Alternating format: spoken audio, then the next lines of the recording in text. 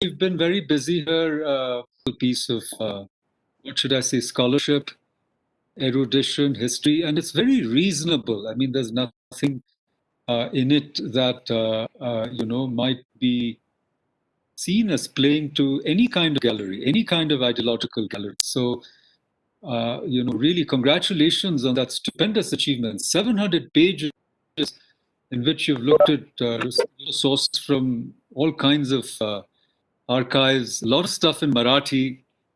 I know your mum was Marathi, so Maharashtrian. So, because reading all that material in these various languages. So, first of all, once again, congratulations for that best-selling volume. But I'll come back to you, Vikram, just to introduce you properly. But I just wanted to say, that, by way of welcoming you to our distinguished lecture series, I wanted to also welcome our fellows who have joined us. And I wanted to actually link up your presentation to one we had on Thursday. Friday was Eid, it was a holiday, which was on Gandhi, you see, by Professor Chahal. And it's interesting how, I mean, IIS is still one of those places where, can you hear me at all, or are you? Okay, good. Okay, good. I was saying that IIS is still one of those places where you can talk of Gandhi on a Thursday or Friday and then break for the weekend. And Monday, you can come back and talk about Savarkar, So I think this is a part of our mandate as conceived by Dr. Sarvapalli Radhakrishnan, our founder, who wanted all kinds of ideas to be discussed and openly, inquired into at IIAS, and also in a manner which was not superficial or polemical, but go to, problems and challenges that confront humanity itself, since the Institute was founded just after the Indo-Pak War of 65, and when the world was in the middle of a raging Cold War as well. But I just thought, to link up these two great figures, Gandhi and Savarkar, we saw on Thursday how, you see, Gandhi has also been viewed from two completely opposite lenses in the recent past, because we've had this take down Gandhi movement. Anti-culture also becomes anti-Gandhi. And from being a Mahatma, now he's being seen as the collaborator of the British, the cause of the partition, a child molester, racist, whatnot, So the pendulum, in a way, has swung to the other extreme as far as the manner in which Gandhi has been understood and represented in the national discourse is concerned. And obviously, there is a need, for intermediate hermeneutics, a way to go between these two polarities. And I guess the same is true of Savarkar, who has been demonized and reviled for such a long time. And I think yours is a corrective biography, which tries to sort of balance, this extreme and I would say politically motivated, witch hunt, a hatchet job against Savarkar, to try to also show him in his time as a person who was revolutionary at a particular time, at the height of British imperialism, a very brave man who personally risked his life on a number of occasions. I'll come to that in a moment when I actually zero in on a very fascinating part of your book. But I think you give us a Savarkar who is balanced, who's a very modern person, anti-caste, a reformer as well as a revolutionary, who, for example, said some things about cow slaughter, which would not sit very well with, a very rabid kind of, right of center Hindutva group as well, because Savarkar was by and large a rationalist. And you also show how he began with a kind of Hindu-Muslim unity in his first War of Independence book. And then, by the time he wrote Hindutva, about, you might say 12 years later, 13 years later, 14 years later, I think he had changed because so much had happened in between, that made him really doubt whether there was a possibility of creating a nation on the basis Gandhi and others were trying. So I think you show all of that really well. You document as a literature, as a poet, as a very sensitive letter writer. So it's a great work. Once again, my heartiest congratulations. But I just want to go back to that very crucial moment in history, 1909, when both Gandhi and Savarkar coincided in Delhi. And Madanlal Dhingra killed Wiley Curzon cousin Wiley, sorry, cousin Wiley, and then cousin Wiley, and who was his father's friend. And Dhingra was training to be an engineer, and he actually wanted to kill somebody else, etc., etc. All of that is partly in your book. But the point is, he was tried very swiftly and sent to the gallows within a matter of a couple of months. And the finger of suspicion is that, at least when it came to who instigated him, was, of course, Vinayak Damodar Savarkar. Gandhi was there at that time in Delhi. And the reason I bring this up is because 1909 is the year when two seminal books were written, both banned by the British. The first Indian War of Independence by Savarkar, who sat in the British Library and wrote a revisionist history of the so-called Great Mutiny, and Gandhi, who wrote Hind Swaraj on the ship SS Kildonan Castle, sailing from Southampton to South Africa.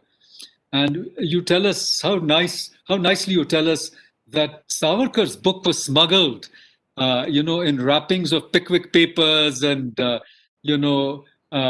of Two Cities and books, such other books. Don Quixote, the cover was Don Quixote and the book was First Indian War of Independence.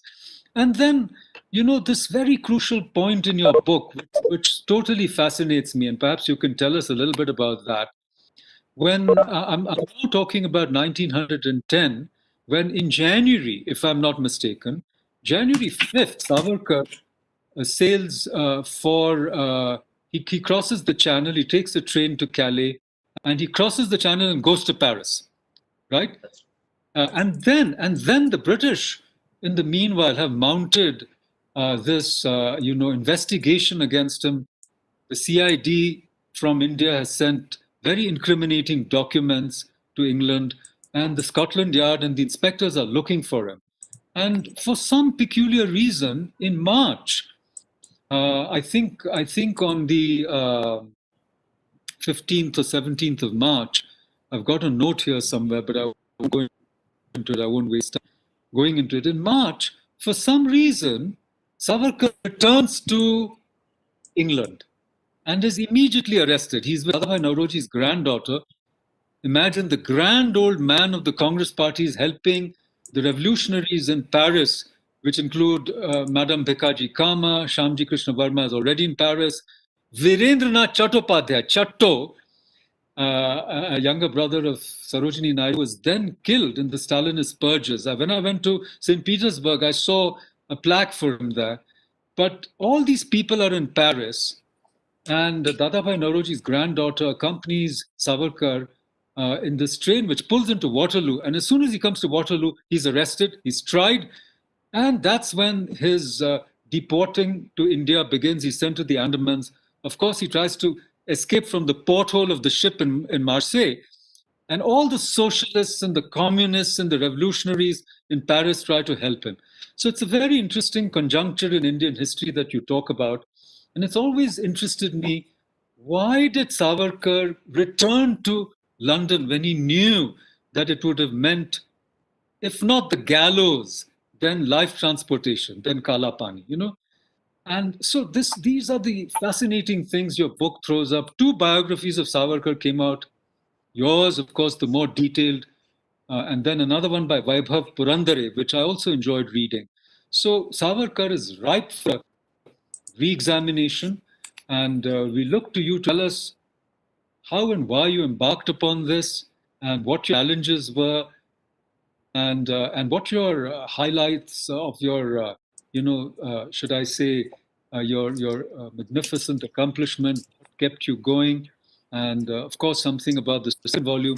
I know that you were interested in documents relating to the trial of Nathuram Godse because it came to the Punjab High Court to Shimla. Yes. The trial was right next to IIS in Peterhof.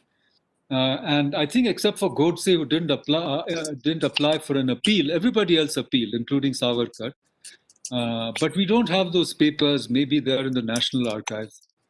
So Shimla has a connection with both Savarkar and with Gandhi, because it's only when the trial appeal was turned down that Godse and Apte were sentenced to death by hanging. They were hung in Ambala, if I'm not mistaken, and their ashes were interred in the Gaggar. So no, there would be no memorial. Kisi ko koi khabar nahi padti, And these Godseites who want to erect temples for him, imagine what would have happened if there had been a samadhi somewhere.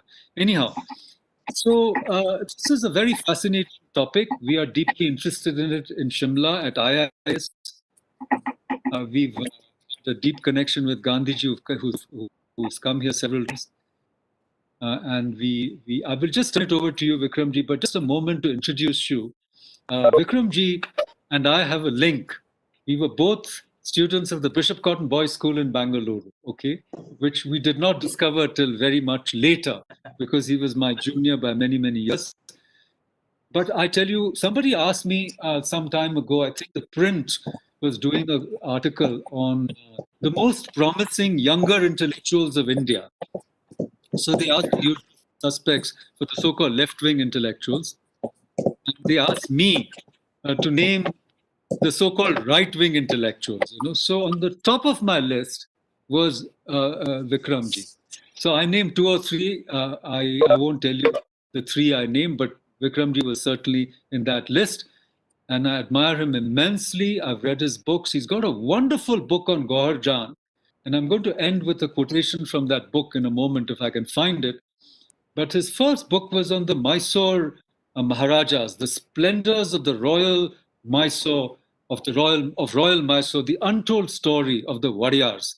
And I think looking at the Mysore archives, he came across this amazing character, Gohar Jan, whose music I had heard in 78 RPM records, long ago. The short 3-minute clips, along with greats like Abdul Khan Saab, Abdul Karim Khan, and others. I must tell you, Vikramji is a trained vocalist. Okay, he's a man of many parts. He's an aesthete. He's a historian. He's got a PhD from the University of Queensland. He's also got an MBA, if I'm not mistaken. Am I right, yes. Vikramji? Yes. From SP Jain, right? SP Jain, that's right. So, that's it. Did you go to that one at the Bharatiya Vidya Bhavan campus or the other one? The Bharatiya Vidya Bhavan campus. So it's a top rated. It's I think in the top 5 or 7 of our Indian MBAs. So I greatly admire Vikramji. He's a soft-spoken, gentle person. I've never seen him raise his voice. I've been with him on several panels in JLF and in other such literary festivals. He always argues with facts.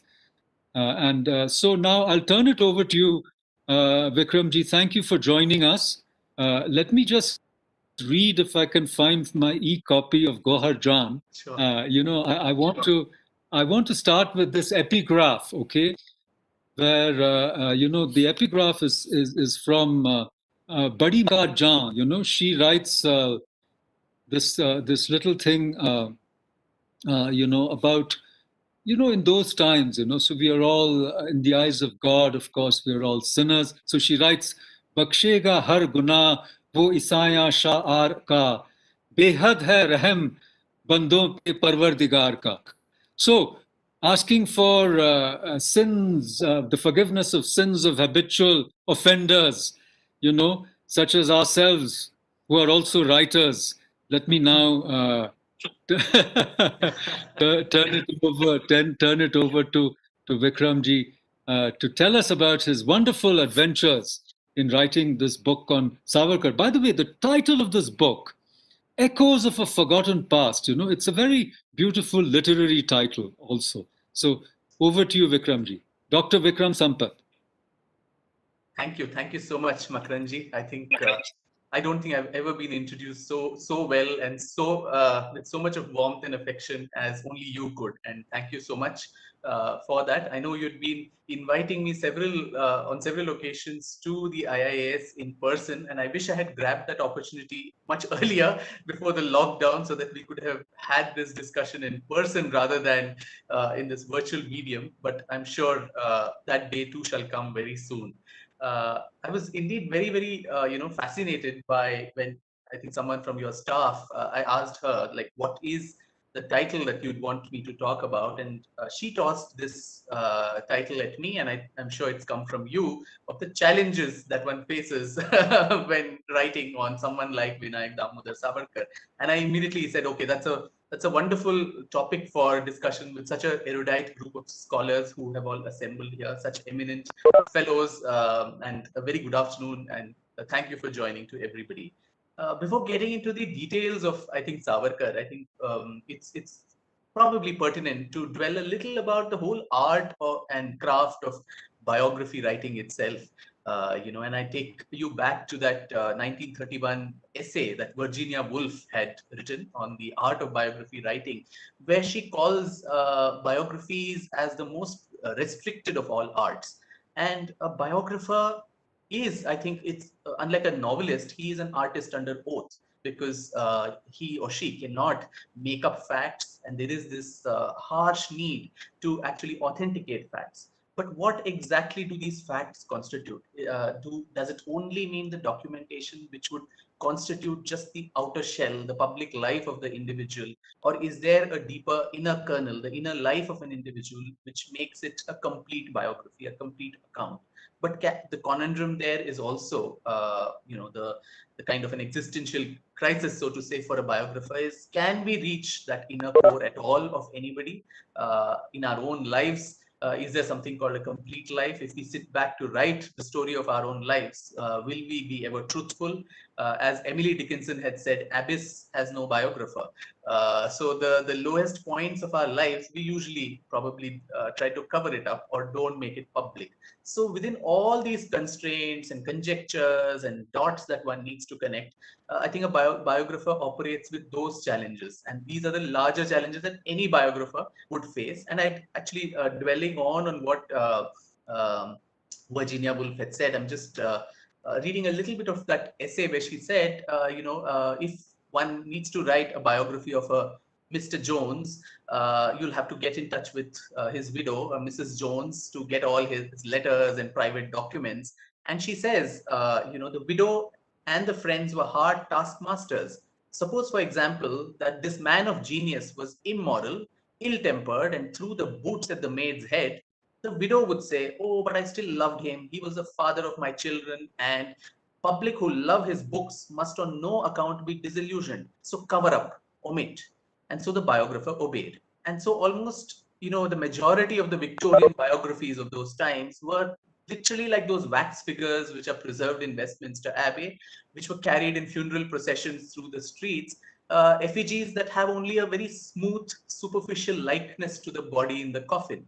But then she says, Virginia Woolf again says, but slowly, and I quote, widows became broader minded, the public keener sighted, the effigy no longer carried conviction or satisfied curiosity. The biographer certainly won a measure of freedom.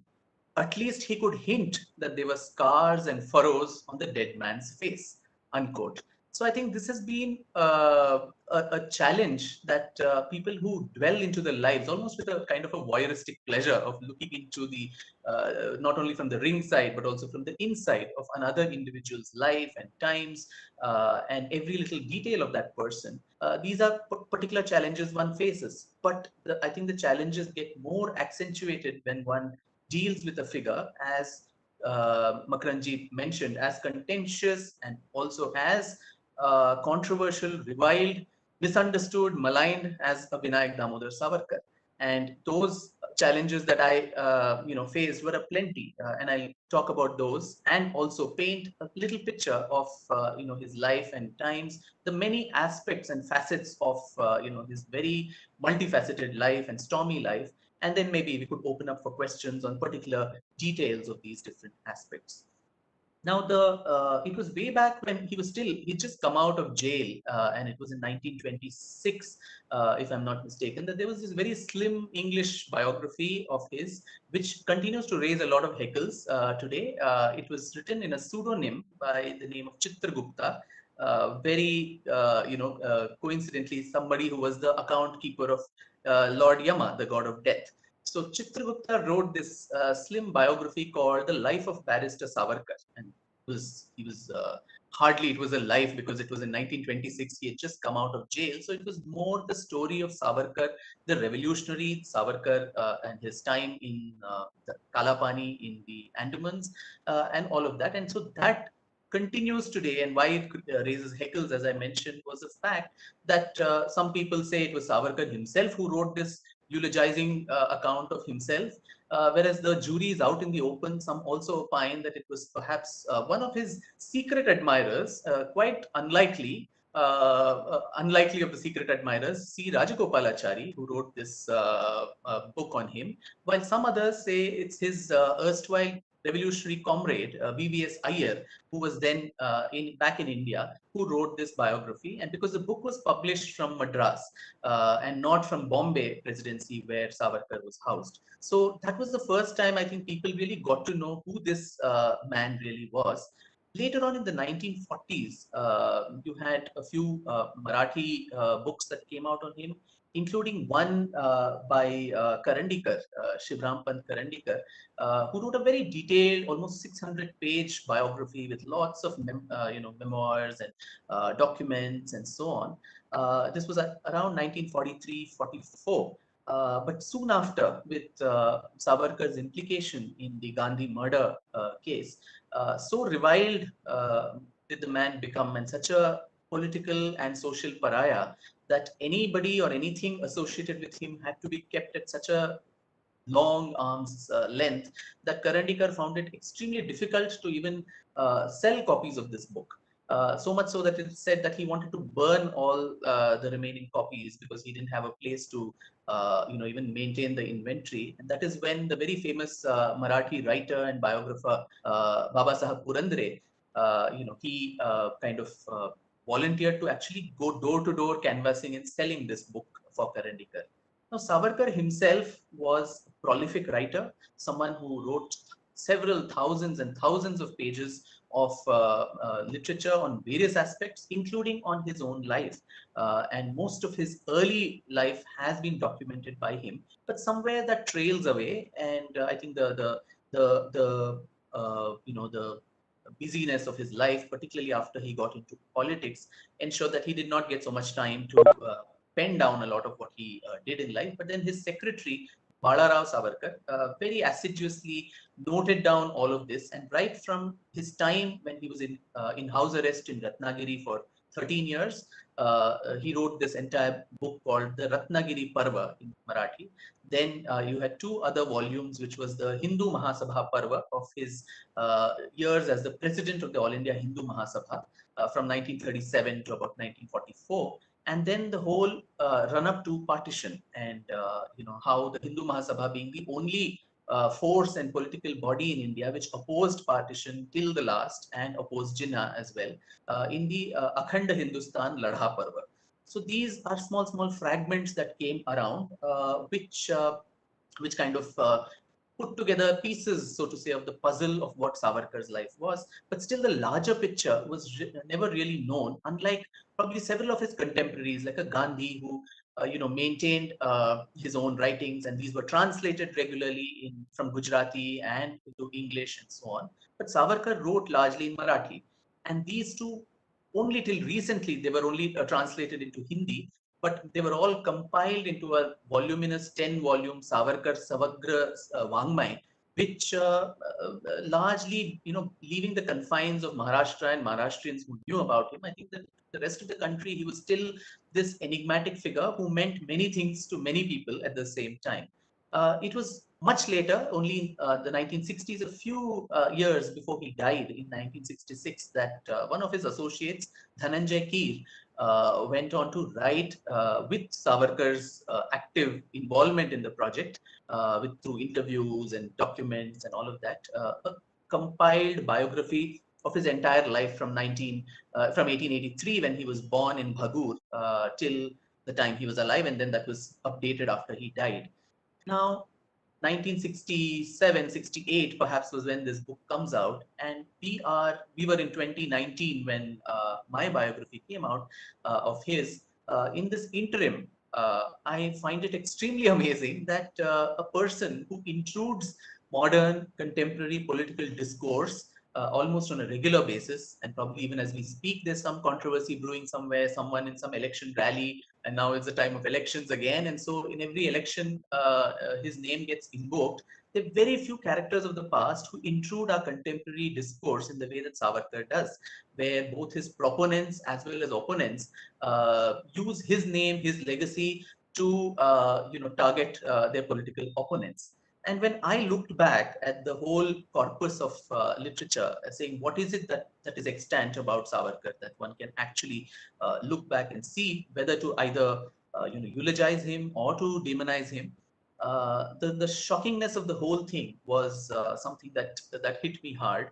That there is after Dhananjay Keer's work, nobody, no historian in India had actually managed to attempt a revision, a re-evaluation of this man and his legacy, and neither did those who actually were his proponents take any effort to kind of understand him, because understanding him also meant a lot of hard work of having to read those several thousands and thousands of pages that he wrote in very clished Marathi, which is very difficult to understand. And so to it, it was largely a lot of you know um, rhetoric and so on that went on both sides of the spectrum.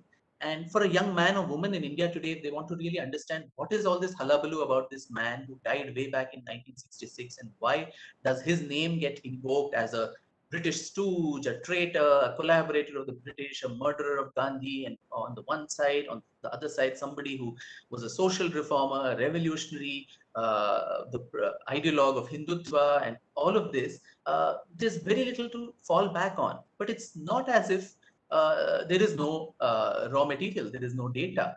As I was to discover in the 3 to 4 years that I've already spent on this, and when the topic comes challenges in writing his biography, I think it's in present continuous tense because it's still not over, considering the volume 2, which is more difficult to deal with, is still underway.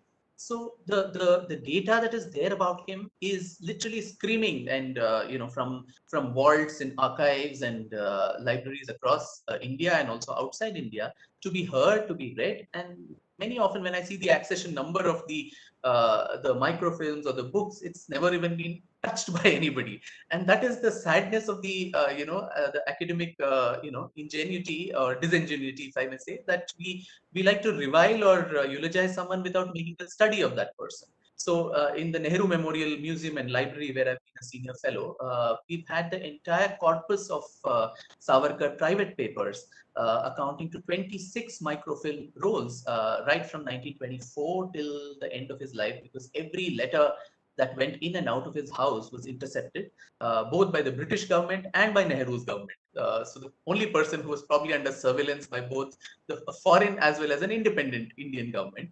All of this has been digitized and put there, but again, not accessed.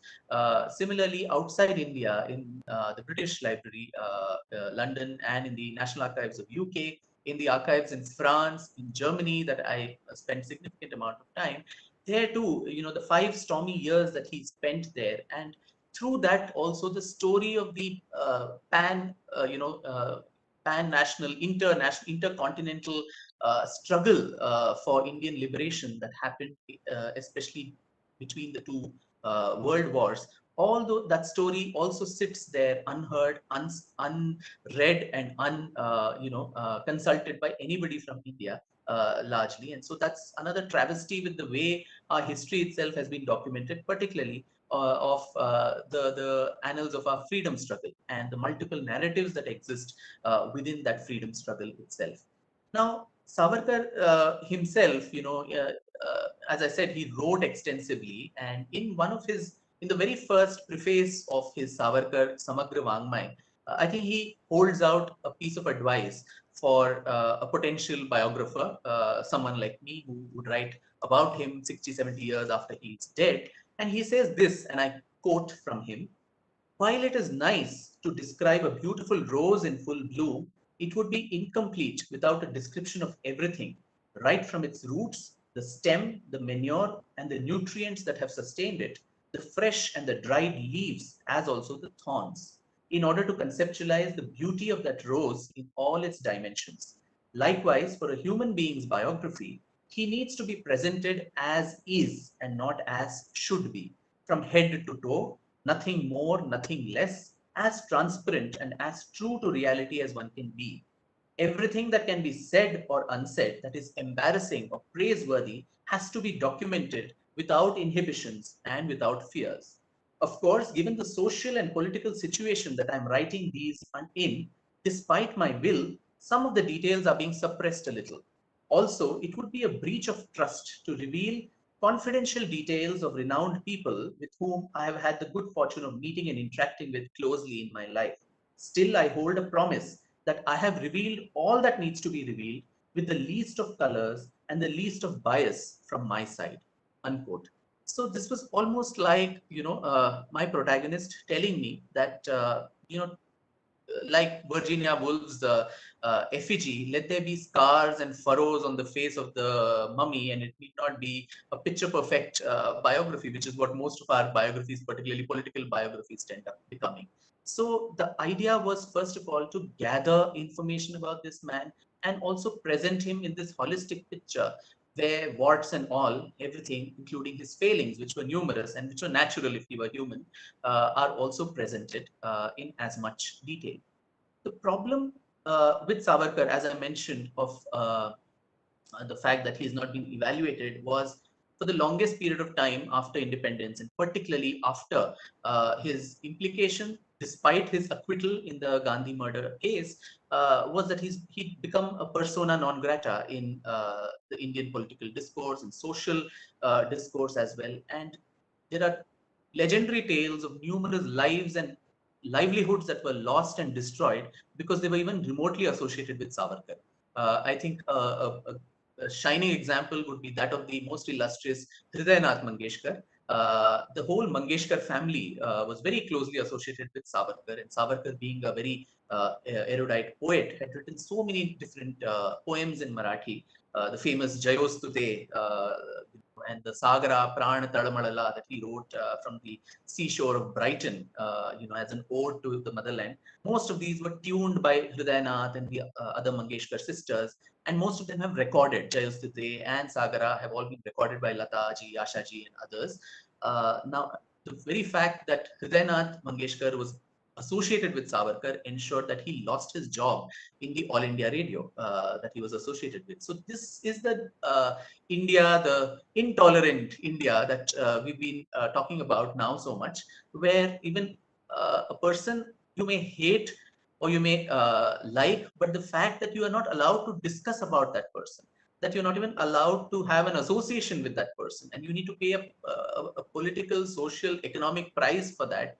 I think that has been a travesty, that has been a casualty with even any attempt to reevaluate Savarkar, and that's why that's not happened. And luckily now, at least, we are having this opportunity where someone like me or Vaibhav Purandare that you mentioned, Makaranji, can write a book on him and not face the repercussions and probably be packed off to jail or something. And we are having IIAS today sitting and discussing someone like this, which probably would not have been possible a couple of decades ago. So that itself, when we talk of challenges of writing Savarkar's biography, this in addition to the usual challenges that biography itself faces, this man faces so many peculiar challenges which are probably unmatched in any other political figure in Indian history, where you can't even talk about him, you cannot assess. You can, if you want to say bad things about him, of course, you are more than welcome, and that's what has been happening in all these decades.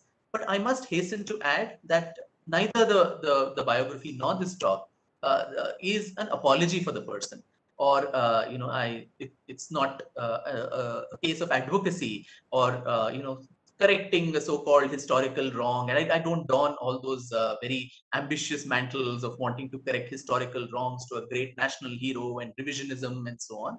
But the fact, as I mentioned, is that when the data, when the facts, when the documents are screaming their head off to be heard, I think it becomes a historian's burden to ensure that these come out in the open, in the public, and it's then left to the discerning public, the readers, to make up their mind one way or the other as to which way their opinion swings.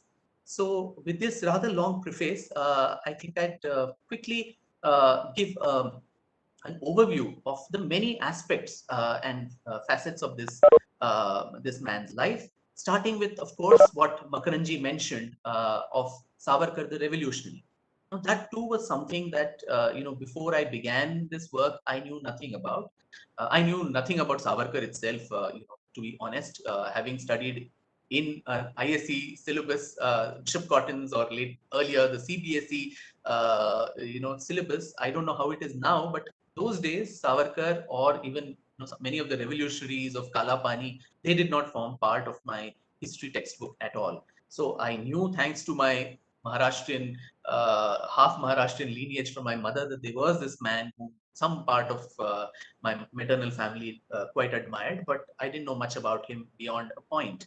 But it was only in 2003 when we had the whole fracas around his portrait being unveiled by Atalji's government in the Central Hall of Parliament, and later, of course, the whole brouhaha about Mani Shankar Iyer, throwing away the plaque that was put in his honor by Mr. Ram Naik at Kalapani, saying he was a traitor and so on. That's when this man started, I think, coming right in the face of modern Indian political debates, and the things have just gotten worse since then. So to as I mentioned, Savarkar as a revolutionary was not something even I knew, because normally we associate revolution with a Marxist lineage. But here was a man who was not inspired by Karl Marx or Marxist theory at all, but his idea of revolution was two-pronged. One was a very indigenous, Indic kind of a revolution model, dating back to the heroic exploits of our heroes of the epics and so on, to Shivaji and Rana Pratap, and more recently the 1857 heroes of the Great Uprising. And on the other side, from a global perspective, inspired so much by the Italian revolutionaries, Mazzini and Garibaldi, and the young Italy there that was formed, with the same model that, creating a disaffection in the army, in the Indian army, the British Indian army, would then be used as the most effective way to overthrow the empire. Because the entire edifice of the British Empire stood on the strength of the Indian army that was safeguarding it. And if the majority of them, by the time of the Second World War, 2.5 million soldiers were Indians, and there were only 40,000 British overlords. So if even a small fraction of this Indian soldiers, their patriotic sentiments could be, they could be seduced enough to come onto the side of the struggle, then they thought it was a matter of time before the sun actually did set on the empire. And that's perhaps precisely what happened with the case of the Royal Indian Naval Mutiny, the mutiny in the Air Force, the role of INA and Netaji Subhash Chandra Bose, and all of that followed. So this was the model that Savarkar built up, and I'm talking about this in as early as the turn of the century, the turn of the 20th century, 1899, 1900, where he formed India's first ever secret society, the Gupta Sanstha, initially called Rashtra Bhakta Samuha, and then that metamorphoses into Mitra Mela, and then it becomes Abhinav Bharat, and soon, it has membership across India. And very interestingly, at a time when there were no WhatsApp groups, etc., to communicate between people, the revolutionaries in Maharashtra were communicating and in contact all the time with revolutionaries in the exact opposite corner of the country, in Bengal. The Anushilan Samiti, Aurobindo Ghosh, Barin Ghosh, Khudiram Bose, Prafulla Chaki, all of them were actually talking to each other, and there was this constant connection between everybody. And so the kind of things that we hear in our history books, that revolutions were just these stray incidents where hot-blooded young men who threw a few bombs here and there and created political assassinations and so on. That was not true. There was a larger strategy where Maharashtra, Bengal, and later Punjab joining in, this triumvirate, so to say, was actually actively involved in having this revolutionary zeal in India, which strove again for complete independence. And Savarkar was somebody who gave a call for total independence in 1905, protesting against the partition of Bengal. Mind you, the Purna Swaraj resolution of the Congress came only in 1930, 25 years later, but the revolutionaries were talking about total liberation more than 2 decades before this. And even the so-called moderates and the extremist faction within the Congress, they were not really talking about complete freedom for the country at that particular point of time. And Savarkar, as a student in Pune's Ferguson College, organizes the first ever bonfire, first ever student bonfire of foreign goods protesting against Curzon in 1905, for which he again becomes the first student in India to get rusticated from college for his activities in creating political nuisance. And then, of course, he gets this scholarship from Shyamji Krishna Varma to go away to London to study law, at the pretext of studying law. But then Shyamji was also creating this caucus of young nationalistic heroic men from different parts of India who could fight for the cause of Indian freedom from across the seas. And there was a reason why the Indian freedom movement almost moved across to Europe, because there it was so much more easier for these people to carry on propaganda. The sedition laws were not as strict as they were in India. Shyamji himself was running this newspaper. The sociologist there, and Madam Bhikaji Kama was running Bande Matram. Savarkar later brought out this Talwar. So all these anti-government, so-called anti-government propaganda was, part of the course, and it was legitimate to do those things in Europe. And so many of the revolutionaries, not only from India but also other colonies, they had all made Europe a crucible of their activity, and that's those 5 stormy years that he spent there were literally the high point, where the India House that he lived in, where Makaranji, as you mentioned, there were these fascinating characters again who we seldom, know or speak about, whether it was Veerindranath Chattopadhyay, Shyamji Krishna Varma, Sardar Singh Rana, PVS Iyer, MPT Acharya, Madan Lal Dhingra, or Sikandar Hayat Khan, who later, of course, goes on to become the premier in the Muslim League provinces. So all these people were operating there in different parts of Europe, and Savarkar becomes almost there, so to say, of this India House in London, where 5 years there are a variety of things that he does. One is, of course, gets the whole biography of Mazzini translated into Marathi and sent back to India. And then, as Makaranji mentioned, a revisiting of India's past using British documents, especially of the 1857 uprising, which was so-called hitherto, disparagingly called as just a Sepoy mutiny, but relooking it as the first war of Indian independence, and almost kind of laying down in that document the principles of what constitutes a revolution, what are the driving forces behind a revolution. And Savarkar actually debunks this whole idea that it was just those greased cartridges and so on which were the reason for the revolution. It's just a little bit of beef or pork lard cannot cause an entire nation from Peshawar to Calcutta to rise in the kind of rebellion that it did. So there was a larger underpinning of that movement, which was both Swarajya and Swadharma, your own rule, as well as for the sake of your own religion. And that's where Hindus and Muslims joined hands together in safeguarding both of this. And he puts this whole thing in perspective.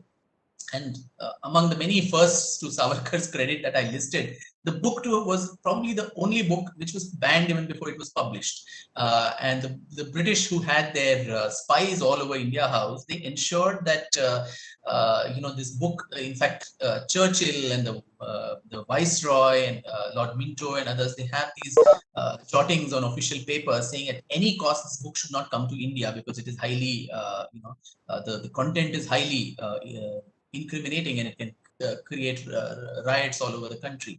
And so that's when the book was banned. Even the way it was published was a story in itself, where the manuscript, like Makaranji mentioned, was smuggled in all these boxes, false bottom boxes, and then brought first to India to Sholap, to his Savarkar's elder brother Babarao, who sends it to Sholapur to a printing press. There is a police raid there, and so the manuscript is taken back. It's sent back to London. From there, it is sent to France. There, the French police are behind the manuscript, and then it is taken away from France. It's sent to Germany. Then the Germans, they thought that these are the people who know a lot of the Devanagari script, the book being in Marathi, given German, interest in Sanskrit and Indology and all of that. But then they made a whole mess of the typesetting, and so the manuscript had to be withdrawn from there, and then it goes to Belgium, and from there finally it gets printed and then translated by VVS Iyer into English, and then smuggled back to India. This book serves almost for 2 decades, 3 decades after it was published in 1909 as a veritable Bible for revolutionaries. Bhagat Singh was so inspired by this book. He got the second edition of this book published, and he almost made this as an entry criteria for people, recruits to the HSRA, whether they've read this book by Savarkar. And 2 decades later, you had Netaji Subhash Chandra Bose and Rash Bihari Bose, the founder of the INA, also getting copies of the book translated into different languages, Japanese and even Tamil, copies of which being found there. So all of this activity was going on in London. At the same time, arms were being smuggled back to India. Bomb manuals, the procedure to make bombs, cyclostyled and sent back to India. And these found resonances in different parts of India. In the Alipur bomb case, in which Aurobindo Ghosh and his entire troop got rounded off, and also in Nasik, in the Nasik murder case, in which Anant Lakshman Kanhere, a young revolutionary, kills an important British official. And in that process, you had Savarkar's elder brother, Babarao, also being apprehended and taken away to Kalapani.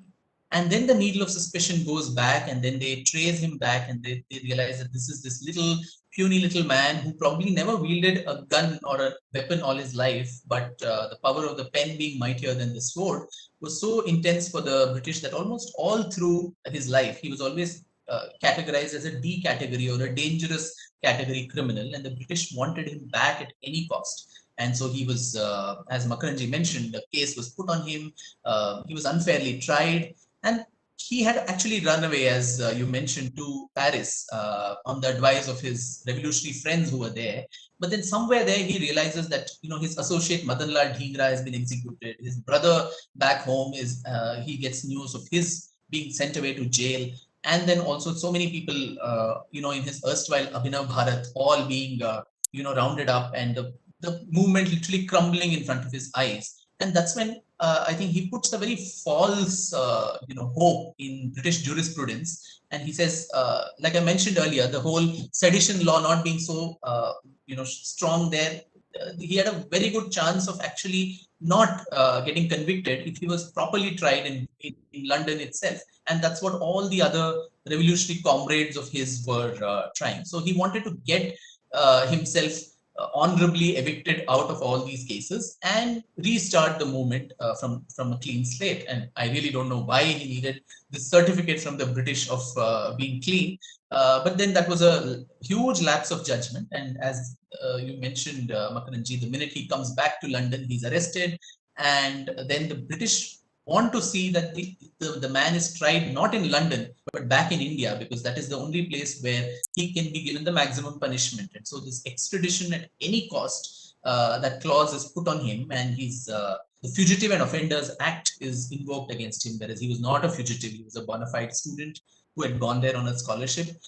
So Churchill also in his jottings writes there as the Home Secretary saying, at any cost, we want this man back, in the Indian jurisprudence. And back in India too, and the whole his jumping ship and at the port of Marseille in France, that becomes a case in itself, where it goes to the International Court of Arbitration at Hague, quite like the Jadhav case we are having between India and Pakistan today.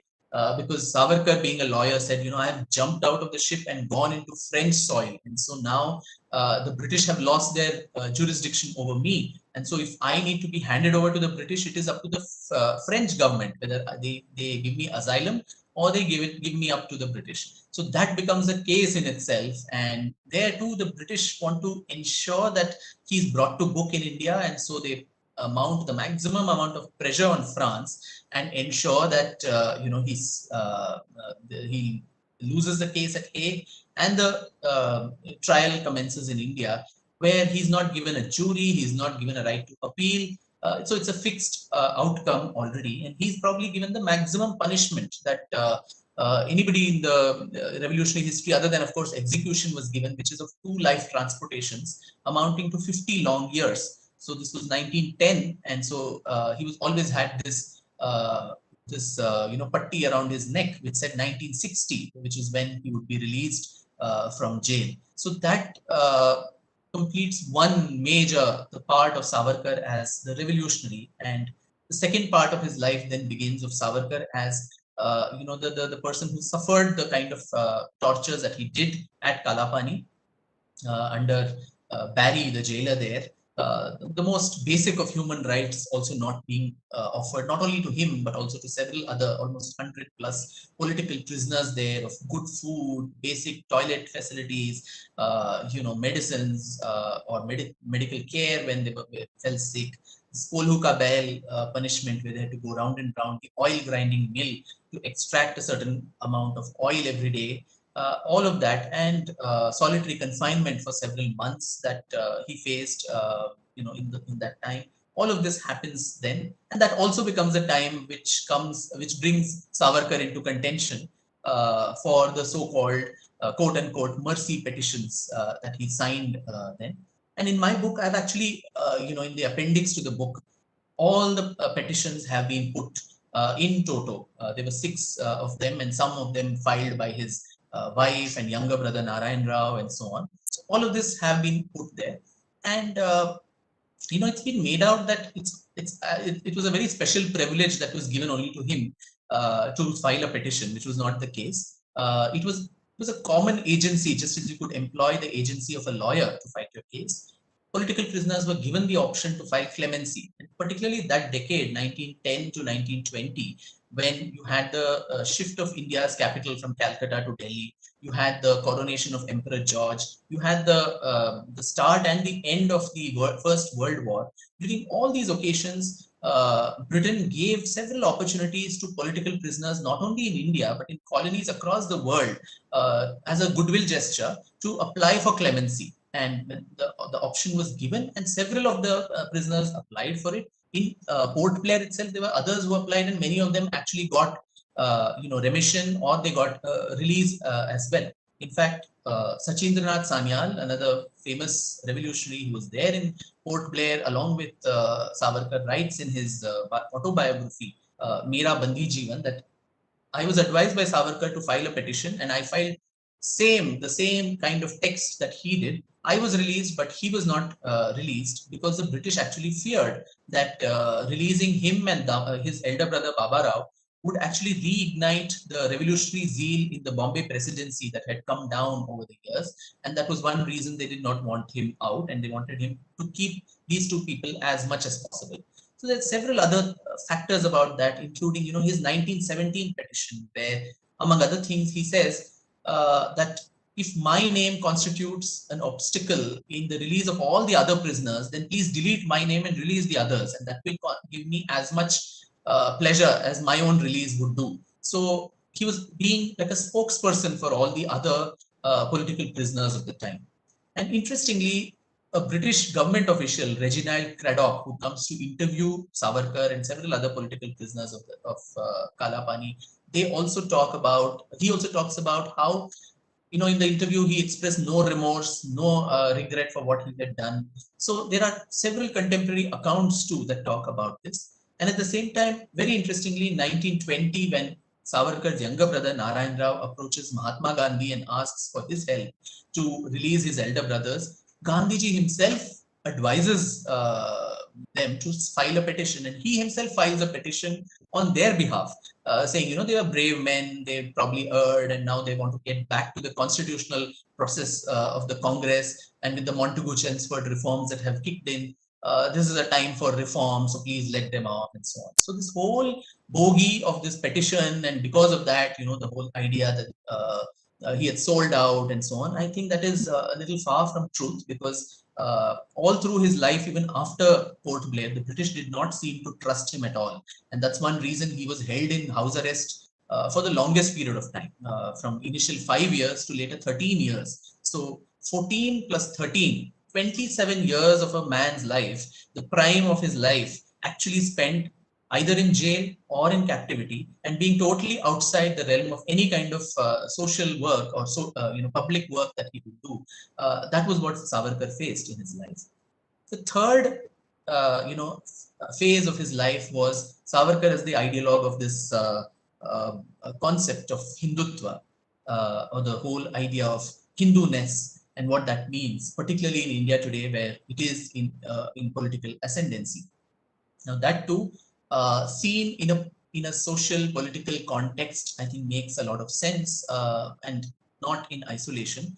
Where in 1923 he writes this, while he was holed up in the Ratnagiri jail, he writes this slim book called Essentials of Hindutva and Who is a Hindu, in the context that India was in at that time, which was of the Khilafat movement that was going on, which I personally consider as a very dangerous movement that was launched, of course, with all the good intentions of creating Hindu-Muslim unity and bringing a lot of the Muslim masses into the mass freedom struggle.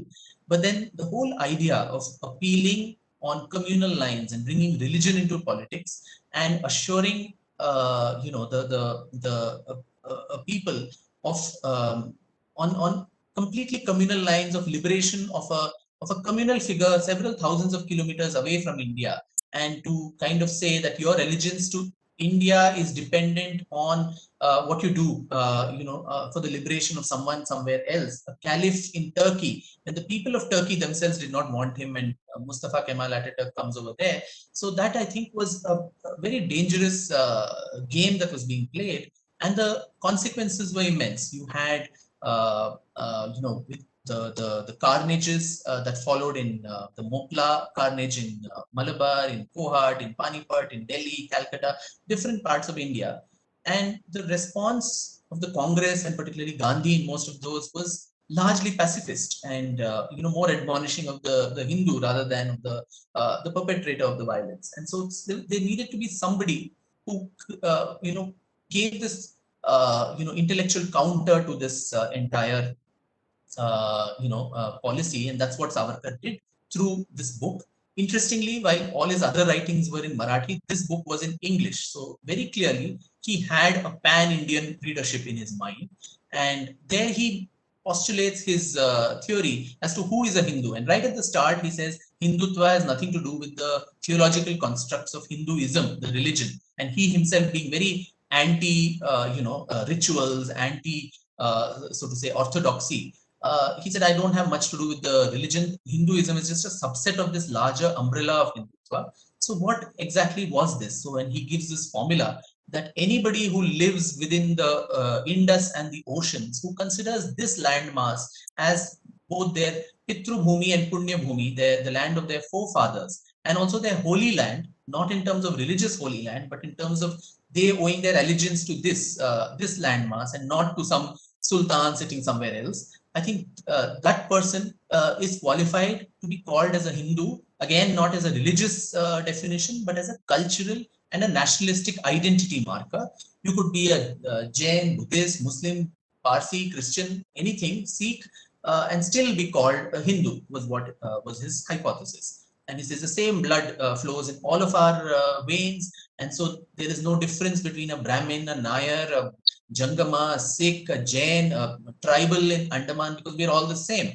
And so marrying among ourselves, eating among ourselves, all this should be, is completely accepted. So that there needs to be no reason for differences among us. So, and he also answers in one of those, hypotheses, what about people like, say, an Annie Besant or a Sister Nivedita, who were certainly from another religion? They came to India, so it was not their Pitru Bhumi. So what do we call them as? And he says there too that these people were probably more devoted to India than indigenous Indians. So it was certainly not their Pitru Bhumi, but it was their Punya Bhumi. They considered this land as their holy land. It was their Karma Bhumi too. So to that extent, they are also Hindus. So it was a very different kind of a conceptualization that was done in the context where people were being called upon to show allegiance, extraterritorial allegiance to political figures outside of India. And so to that extent, to give that construct and also to consolidate the Hindu society, which is splintered into so many different castes and creeds, he hypothesized Hindutva in 1923. And in the next phase of his life, which is Savarkar as a social reformer, in the 13 years that he was holed up in Ratnagiri, where initially it was told that for the first 5 years you're not supposed to participate in politics, but then that period was extended every five years, and it became 13 years later on. So that itself, flies in the face of the normal, allegation that he had become a British stooge and collaborator. So if somebody is your collaborator, then you don't need to put them under house arrest. You can give them complete freedom to do what they want. So the very fact that the British were not willing to release him, and it was only in 1937 after the elections, you had a Indian government that came up in Bombay province, that the premier of Bombay state ensured that Savarkar got released. So till the end, the British really did not trust him. But in these 13 years, he put this Hindutva theory into practice through his social reforms that he championed there, of intercaste, marriage, intercaste dining, the first ever cafe in Ratnagiri where people of all castes and communities could sit together and eat, the first ever temple called the Patit Pavan Mandir, which was opened in 1931, where people of all communities could actually, go and pray together. You had a bhangi, a chamar as the priest, and even the Brahmin had to go and worship there. And you had an Asprishya Ganapati, an untouchable Ganapati, which was created of the so-called lower caste, for whom everybody, including the so-called upper caste, would go and were asked to go and pray with. So, entry of children belonging to the so-called untouchable communities into schools where people of the upper caste were also there, and for them to sit together. And after a lot of social upheaval, a lot of social challenges, this was finally achieved after 4 or 5 years of struggle, a lot of backlash that he faced, at the hands of the Orthodox, in Maharashtra. So these 13 years became his social laboratory or experiments in Ratnagiri, where he gave a practical example of how this unity of the Hindu society could be achieved. And if one actually analyzes the social reforms that Savarkar embarked, they're very much in consonance with Dr. Babasaheb Bhimrao Ambedkar's views, and the two of them have exchanged a lot of letters to among each other. And Ambedkar himself writes several times that you're the only one who's understood the root cause of this whole caste problem, which is the Varnashram system, and you call for a complete dismemberment of the Varna system, which is the only way the Jati Pratha can come out, and not by piecemeal reforms of Harijan Udhar or untouchability removal. A complete breaking down, a nihilism, so to say, in society was needed for us to achieve this. So that the consonance in views to a large extent between both Ambedkar and Savarkar, both coming from the same geographical province, becomes something that is pertinent to know. The next phase of Savarkar's life is him as a politician, where he enters active politics, becomes the president of the All India Hindu Mahasabha from 1937 to 1944, in those turbulent years of the Second World War.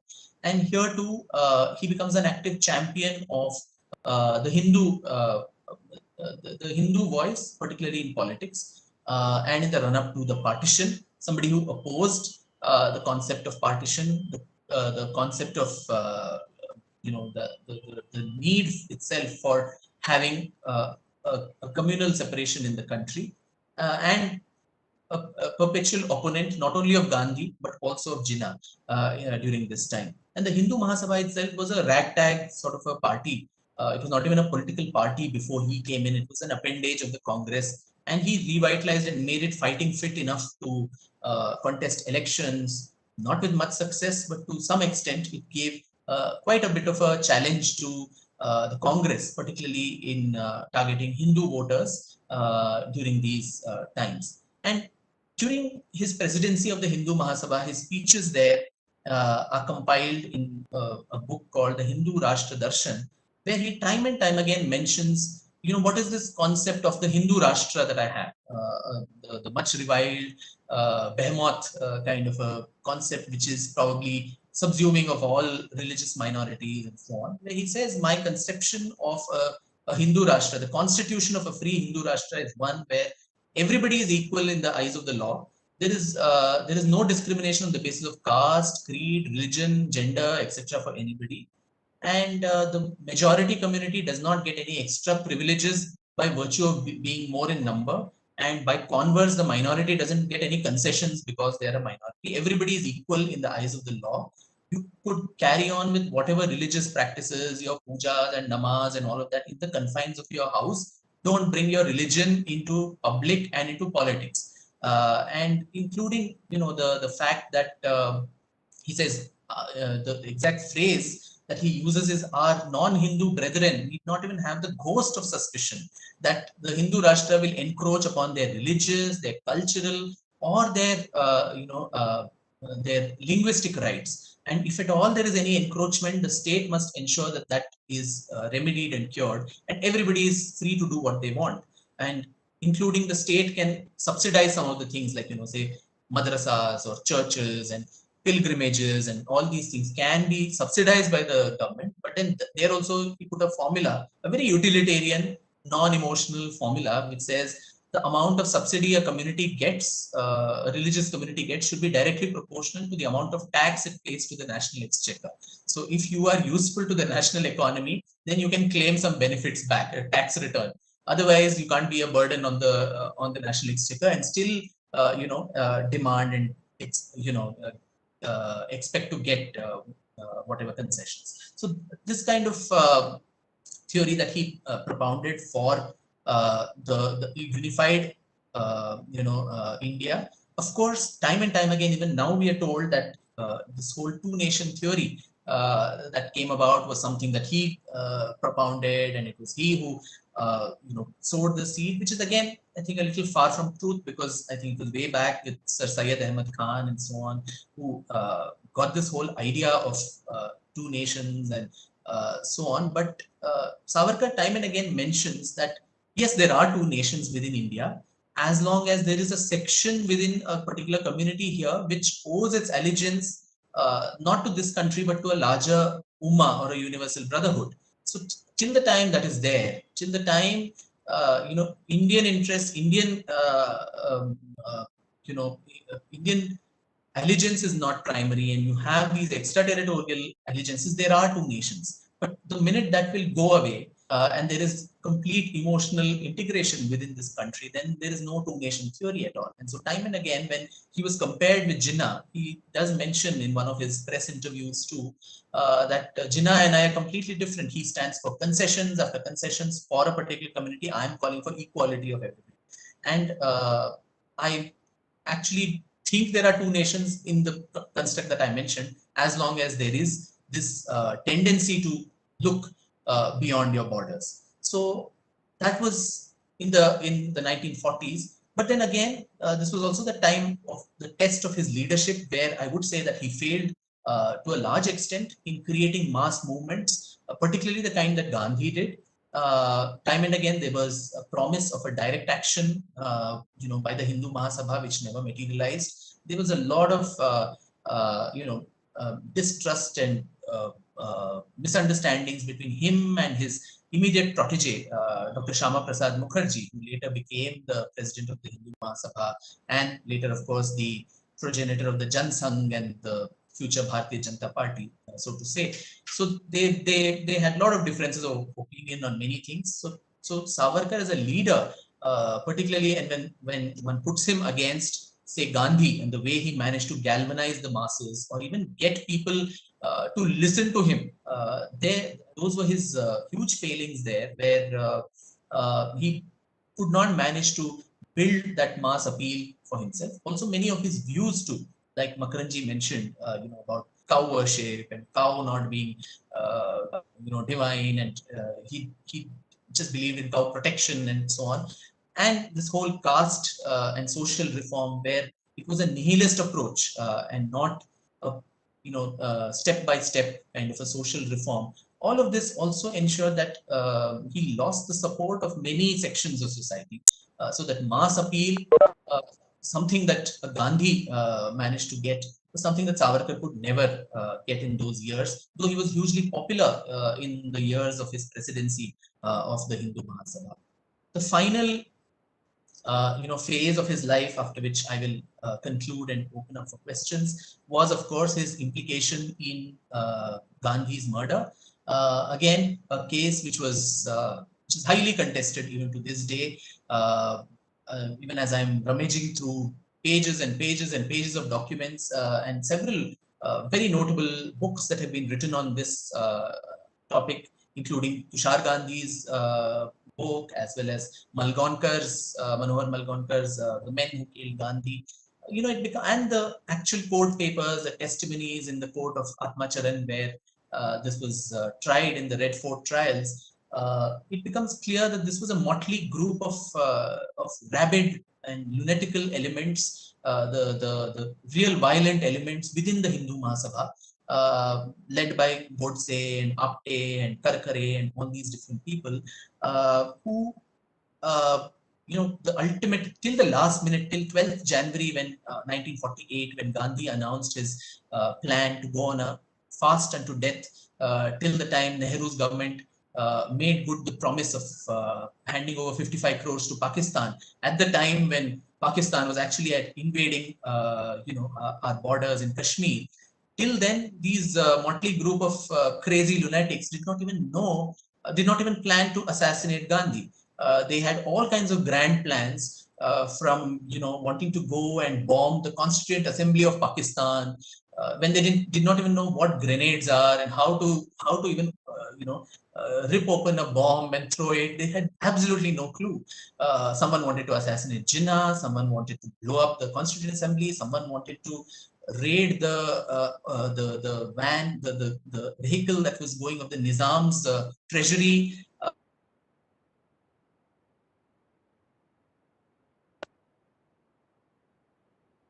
Better now? We lost your audio, Vikramji.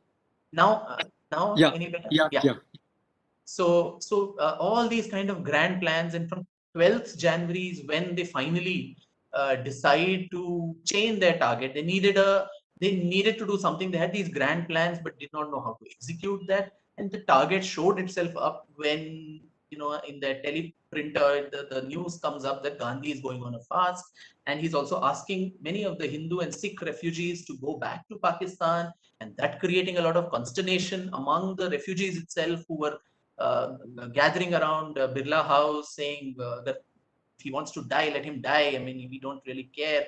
And we have that famous scene where Nehru also gets onto the top of his car and says, "Who is it who, asked Gandhi to die, and first kill me before you can do that," and all of that. So this very charged atmosphere. So in all of a span of 5 to 6 days, the first attempt that is made on his life on 20th January in the prayer meeting, where Madan Lal Pahwa aborted attempt of throwing a bomb at him, is unsuccessful. This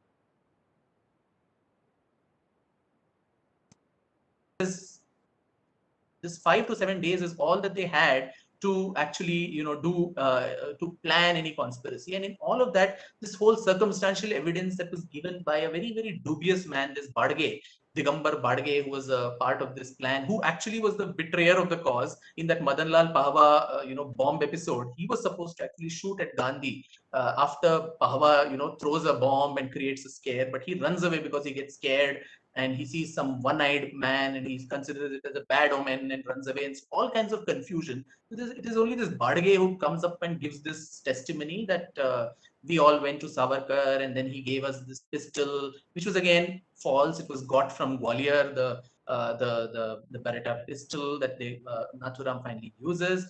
And so this phrase of yashasvi hoon ya, of be successful and come. So it's an operation as clumsy as this. I mean, even to give credit to Savarkar, the revolutionary who was a part of several other political assassinations in the past, to even bless something like this or come out so openly, in support of this, and actually in front of a stranger like Badage to go and say such things to a Nathuram, it's highly unlikely. And all the circumstantial evidence that was gathered was what was ensured that he was acquitted, while all the other 7 people faced terms. It was Savarkar who did not, who was acquitted honorably by the court. And of course, the Kapoor Commission that was set up later, with an ambit that was not to get into the details of the assassins or who did what, but then it went beyond its scope. And the commission report itself was accused of, political bias. It was never tabled. There was no action taken report on it, and it died its own death, which by when Savarkar was also he had ended his life in 1966. But then, having said all this, and Nathuram Godse, his own testimony, which was actually banned by the Congress for several decades, and much later his brother Gopal Godse brings it out, where he says, after 1942, Savarkar was a different man. He was a pacifist, and we were very, very disillusioned with him. Even when we went to him with reports of how we had disrupted Gandhi's speeches in some places, he admonished us, saying this is not the way to do, while we were expecting him to feed us for what we did. So we got disillusioned with all this old foggies of the Hindu Sabha, whether it was Savarkar or Munje and Bopatkar and others, and we decided to chart our own course. They were no longer going to help the Hindu Sangathan cause, and we needed to do something ourselves, and that's how they branched away into what they did, the violent, lunatic fringe of the Hindu Mahasabha. And he also mentions in his own testimony that Savarkar did not actually have any idea of this whole conspiracy, the whole circumstance. It's an Alfred Hitchcock novel in itself as to how these people got dropped off at Savarkar's house, and nobody saw whether they actually went inside or not. But there was some actress with whom they had gone along with, and that actress gave this testimony in court. So it's a huge, comedy of errors, which ended as a huge tragedy for Savarkar, sullying his legacy, not only then, but I think till date, where even now, despite being honorably acquitted by the courts, I think the long albatross, the long shadow of Gandhi's assassination, the taint associated with that, continues to stick on him, the moral taint, so to say. And this albatross comes into it. I come back to where I began from, which is the reason why he also comes into contemporary discourse so often. And any of the political opponents of today's political dispensation, if they need to, strike darts at today's political dispensation, they invariably go back to Savarkar, whom they see as the ideological ancestor, so to say, of today's leadership, and say, yeah, you did not contribute anything to the freedom struggle. You did not, you were stooges, you were assassins, you were all of this. So in all of this political brouhaha, I think history becomes the biggest casualty. And in the process, also, the legacy of a man who had numerous failings, but at the same time is, I think, demonized a lot more than what he actually deserves. And to this day, even the question of whether he needs to be given the country's highest honor, the Bharat Ratna, and so on, becomes a matter of intense debate, intense contention, largely because of these difficult aspects of his life, whether it's his propounding of Hindutva, or more importantly, the Gandhi murder case. So, but then in conclusion, I would only say that as Savarkar himself mentions in his Samagra Vangmay, and as I quoted in the beginning, that a rose is described with all of it, the thorns included. So I think the idea is to have these open discussions, have these open forums where all our leaders of the past are open for scrutiny and not made into these idols and icons who are beyond judgment, who are beyond, whether it's a Gandhi, it's a Nehru, it's a Savarkar, a Jinnah, an Ambedkar, the holy cows that we make out of them, and that I think takes away all the academic opportunity to assess them for future generations. and particularly 7 decades after independence, and we're going to have 75 years of freedom shortly. I think a very dispassionate, unemotional assessment of these characters of the past, the role that they've played in our freedom struggle, their positives and their failings. I think we as a society, as an intellectual community, we need to be more open to that. And people need not lose their jobs just because they are associated with a person or they write a biography of a person. So with those words, thank you so much for a patient hearing, and thank you, Makaranji, for this opportunity. That was splendid, Vikramji. I would say riveting. And you didn't even pause. It was an outpouring. And yet it was very coherent, very cogent. You began with the problems of a biographical project. You went back to, Virginia Woolf, and I would have thought Lytton Strachey, who wrote Eminent Victorians in 1918. And for the first time, there was an attempt to portray these great figures, Watts and all. And of course, another important sort of footnote to your, very deep, I would say, reflection on the problem of writing a biography was how to get to something beyond the external appearance of an individual, howsoever famous he or she may have been. How to get to the core, to the inside of that person. And there, I think Gandhi's autobiography is exemplary because he bears his soul to us. Whereas Nehru doesn't. Nehru's biography is much more focused on the external. So it makes us think deeply how to get into that inner being. And I think when I read your book, I found that one of the things you did is you humanized Savarkar. And at one level, he was cold, rational, absolutely dispassionate. But at another level, he was very sentimental when he writes to his wife from the Andamans, when he writes to his brothers, when he says goodbye to India, when he says goodbye even to England, and so forth. He was a deeply sentimental man, and he steeled himself for the worst sufferings which he saw in the face. He was a romantic revolutionary, but he was, I would say, very realistic about what he was sticking his neck out, for. And I think you brought that out. So once again, I think it's a very, very readable biography and very well documented. Now, I also wanted to mention another important thing that you referred to, which is that, as Professor Singh, MP Singh, who was chairing Dr. Chahal's session on Gandhi, he said that while we need not diminish Gandhi's contribution to the freedom movement, where he made British India practically ungovernable, and he filled defenseless masses with a sense of fearlessness and hope, to stand up with a moral courage against the might of the greatest empire that humankind has known. So Gandhiji and what he did cannot be, as it were, completely denied. At the same time, it's very important to see, as you rightly said, what the revolutionaries did, what people like Savarkar, to Subhash Chandra Bose, with Bhagat Singh and all the others did to rouse the conscience of the people and incite the Indians to revolt, right?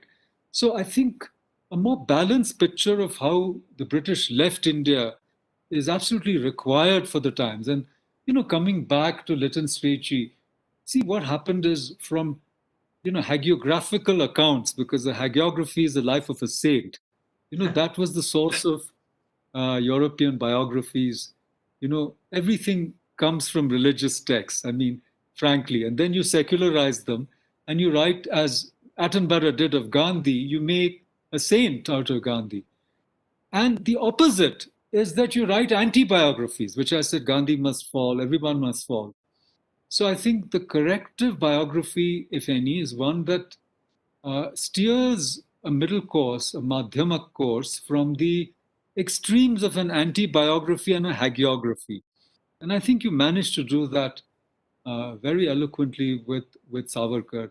And I'm glad you brought up, you didn't shy away from controversial topics like the Hindu Rashtra or even the Gandhi assassination. Now, I must recommend, Vikramji, my own book to you, The Death and Afterlife of Mahatma Gandhi. Please do read it. It's there, right there.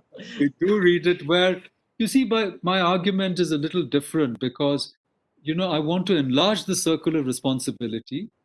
And, the Kundanlal Kapoor Commission clearly shows that the conspiracy was much wider than expected. And in the Agrani masthead, you had a picture of Savarkar. So, there is a lot of gray. There's a lot of gray in this whole business. And especially when Gopal Godse was feted on being released for good conduct, and Kelkar and others threw a party in his honor, so to speak, of civic function. So we realized a lot of people wanted Gandhi dead. And the same folks had tried to attack Gandhi in a knife attack earlier and so forth. But you're absolutely right. Godse and company were really confused. You didn't mention how they also wanted to attack the Nizam of Hyderabad and cross the border to liberate Hyderabad. They were very confused. I agree. The gun was a disaster. And ultimately, they got it from Dr. Parchure, an Ayurvedic doctor in Gwalior, etc., etc. But I think, Nurani and others' books, of course, they're hatchet jobs, but very interesting. There's so many gray areas. We may never know the truth. And certainly from Dhananjay Keer to today, there are many gray areas about Savarkar's life, about which his lips were zipped till the very end. And finally, you rightly said, let us not, over politicize the manner in which these great figures have been represented. Because if you politicize everything, then writing a biography of Savarkar itself will be a political act for which you can be ostracized or given whatever, some great benefit, I don't know, in the present regime. So I think it's very important for people like us to maintain a certain degree of independence, because our dharma as intellectuals and scholars is not necessarily to join any particular narrative, but to really bring out the truth. And I think that's where social scientists, people in the humanities, as well as scientists, share a common quest, which is to try and bring out as much of the truth as possible, so that ultimately a discerning public, I'm using your phrase, is given the wherewithal, to come to its own conclusion. So much as we may be, tagged or attacked or tackled for being on this side or that side, I think that flame of the writer, of the intellectual, should be kept burning. And I know you've been victimized. You're the founder of the Bangalore Literary Festival, to which I was invited, uninvited, then re-invited, and so forth. All this rubbish, and we don't play this game. Beyond a point, we do what we have to do. And I think one of the reasons I admire you is that you continue to do what you think is your dharma as a writer. And you write not just about Savarkar, you write about Gauhar Jan, who is, of course, an Armenian Christian. As I read from your book, I didn't know that, who then got converted. Her mom got converted. I mean, so much I've learned. And you can also, in the question hour, maybe tell us about your other projects. I know that you're a great collector of art and music. I know that your own collection of music, especially 78 RPMs, is something phenomenal. So you're a collector, you're a curator, and I'm sure that you still consult with and work for multinationals. You've got an independent source of income. So you're your own person, and I admire that. Now, Vikramji, we have two questions. I'll begin with those. These are from Dr. Chahal.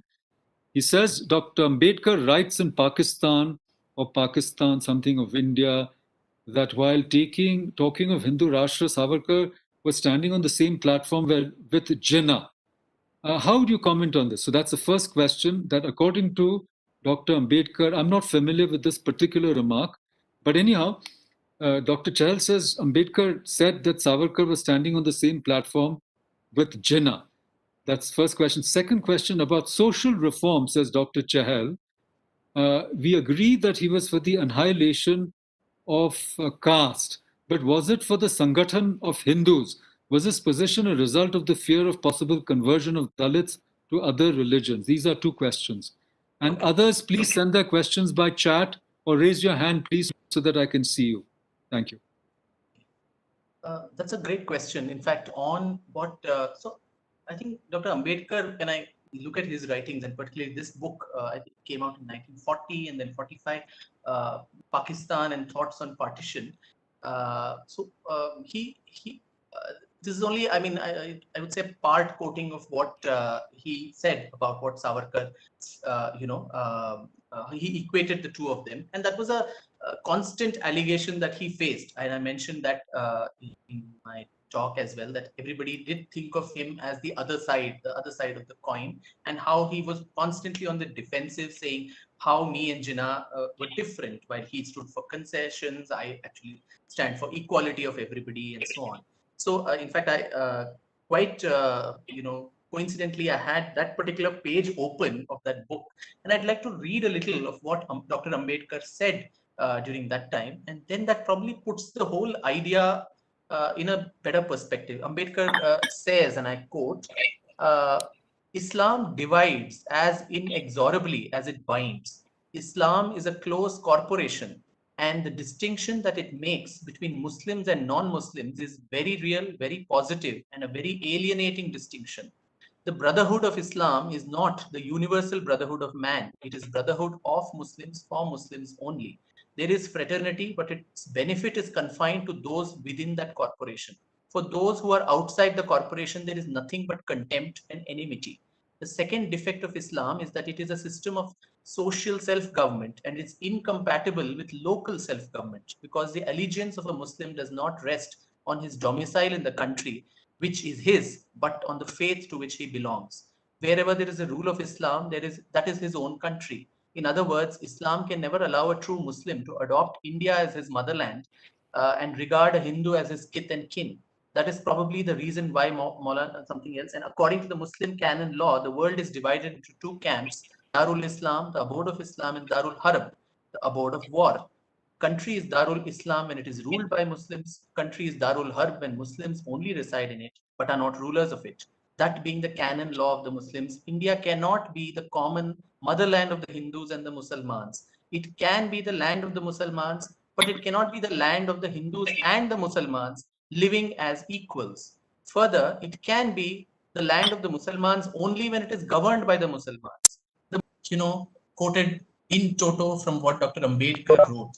But today, I don't know if this quote of Ambedkar will be thrown up at his face and he will be called an Islamophobe in the way that, and Savarkar's writings pale in comparison to what he has said about how Savarkar was still saying that the two communities can live together in this country and have their own freedom of worship, etc. Whereas Ambedkar was actually saying that the two are totally incompatible with each other. This whole construct that, it was a British who created divide and rule and all that, Ambedkar disagreed with that. He said the two communities are fundamentally and civilizationally they're opposed to each other, and they have a history of strife, which will make it impossible for them to come under one roof. And so why he attacked Savarkar was, and I quote that part of his as well, where it says, strange as it may appear, Mr. Savarkar and Mr. Jinnah, instead of being opposed to each other on the one nation versus two nation theories, are in complete agreement about it. Both agree, not only agree, but insist that there are two nations in India, one the Muslim nation and the other the Hindu nation. They differ only as regards the terms and conditions on which the two nations should live. Mr. Jinnah says India should be cut up into two, Pakistan and Hindustan. But Mr. Savarkar, on the other hand, insists that although these are two nations in India, India shall not be divided into two parts, that the two nations shall dwell in one country, shall live under the mantle of one single constitution, and the constitution will be such that the Hindu nation will be enabled to occupy a predominant position that is due to it, and the Muslim nation made to live in the position of subordinate cooperation within it. So his whole opposition, so to say, or his critique of Savarkar's idea was that you're saying there are two nations, but then he didn't catch the fact that what was being propounded was that two live in peace with a common law. It's not a Hindu law or a Hindu nation law that he was talking about. But then he says, if you're saying there are two nations, you're allowing them their own culture, their own religion, their language, their flag, or whatever. You're creating a nation within a nation. And so in such situations globally, either the majority nation overpowers and takes over the minority nation, or it allows the minority nation to break away and create its own entity. So when you're doing neither of it, he calls this position of Savarkar as queer. So that I think is the context in which Ambedkar makes this in a larger hypothesis of why he actually found the two communities to be absolutely impossible. So it was a very maximalist kind of a position that the two communities can simply not live together in peace. Whereas actually in comparison, Savarkar was giving some credit to the fact that we can probably try and see if we can come together under a common secular law, and the only criteria being you please owe the allegiance to this country and not to some other nation somewhere else. So that was the whole idea, I would say, of Ambedkar and Savarkar on this whole concept of two nation and Jinnah and so on. The other thing about, yes, that is also a fair point on the whole consolidation. Now, there may be different, I think, motivations that these leaders had when it came to, consolidation of communities. Now, even Ambedkar that way was constantly also looking at political consolidation of the depressed classes, whether it was the run-up to the Pune Pact with Gandhi, or his representations in the round table conferences or separate amount of seats, etc., for the depressed classes. So similarly, Savarkar, I think they were two-pronged. One was, of course, this unification of Hindu society, which he had found in his stint at the Kalapani in Port Blair, where he found that it was so easy for the Muslim jamadars who were posted there to kind of very easily convert a Hindu prisoner to convert to Islam, but at the same time there was no option for the Hindu to come back to the fold. So this whole idea of Shuddhi, etc., that he inspired by Arya Samaj and Swami Dayanand Saraswati and later Swami Shraddhanand and others, to bring people back into the fold and to consolidate the community, because that was also the time of the communal award, where different communities were being given representation in the different legislatures based on the numerical strength. So in the 1921 census, in the 1931 census, the 41 census, most of which the Congress actually boycotted the census, even while they supported the communal award, and which Savarkar opposed, saying, you've already signed the death warrant, so you'd rather go through the whole thing. Because in the census, if you had everybody signing up as Sanatanis, Arya Samajis, and different subgroups, Lingayats, Jangams, etc., and not as Hindu, then your number as a community is just going to diminish so badly that you are going to become a minority in this country, though you actually belong to the so-called Hindu pantheon. But the very fact that you don't identify yourself as a Hindu would make you lose your electoral significance, so to say. And those were the times of numbers and proportional representation to population, where the minority was actually being given more representation. It was not one man, one vote. It was more than that. So in such a scenario, his plea, and also that of the Hindu Mahasabha, whether it was Shama Prasad Mukherjee in Bengal, where a misrepresentation of the census calculation ensured that for a long time, the Hindus were shown as a very, very small minority in Bengal, which was not the case. So their contention was, you could say whatever you are, Sanatani, but within brackets you say Hindu, so that you come under this larger rubric. You may be any caste, etc., but you call yourself Hindu, so that your overall numerical strength also remains same. So one is, of course, yes, this whole idea of being able to not get poached by proselytizing religions was a factor to consolidate the society. And the second factor was also political, where, and they all knew that it was a matter of time when the British were going to leave India. And at that particular time, it was your competitive numbers, your military strength of the two most warring factions and communities, which was going to come up in the event of a civil war. So how you consolidate and how you create this Sangathan, so to say, was very important, not only for the life, property, the faiths, the very existence of a major community in the country. Thank you, Vikramji. I think you answered very well. I'm particularly, impressed by how you brought out, the fact that competitive consolidation was a fact of the times and was partly an outcome of the census. In fact, a lot of ills that we continue to face are a product of that census, because they make religious and other ethnic affiliations mutually exclusive. Otherwise, you could be this and that.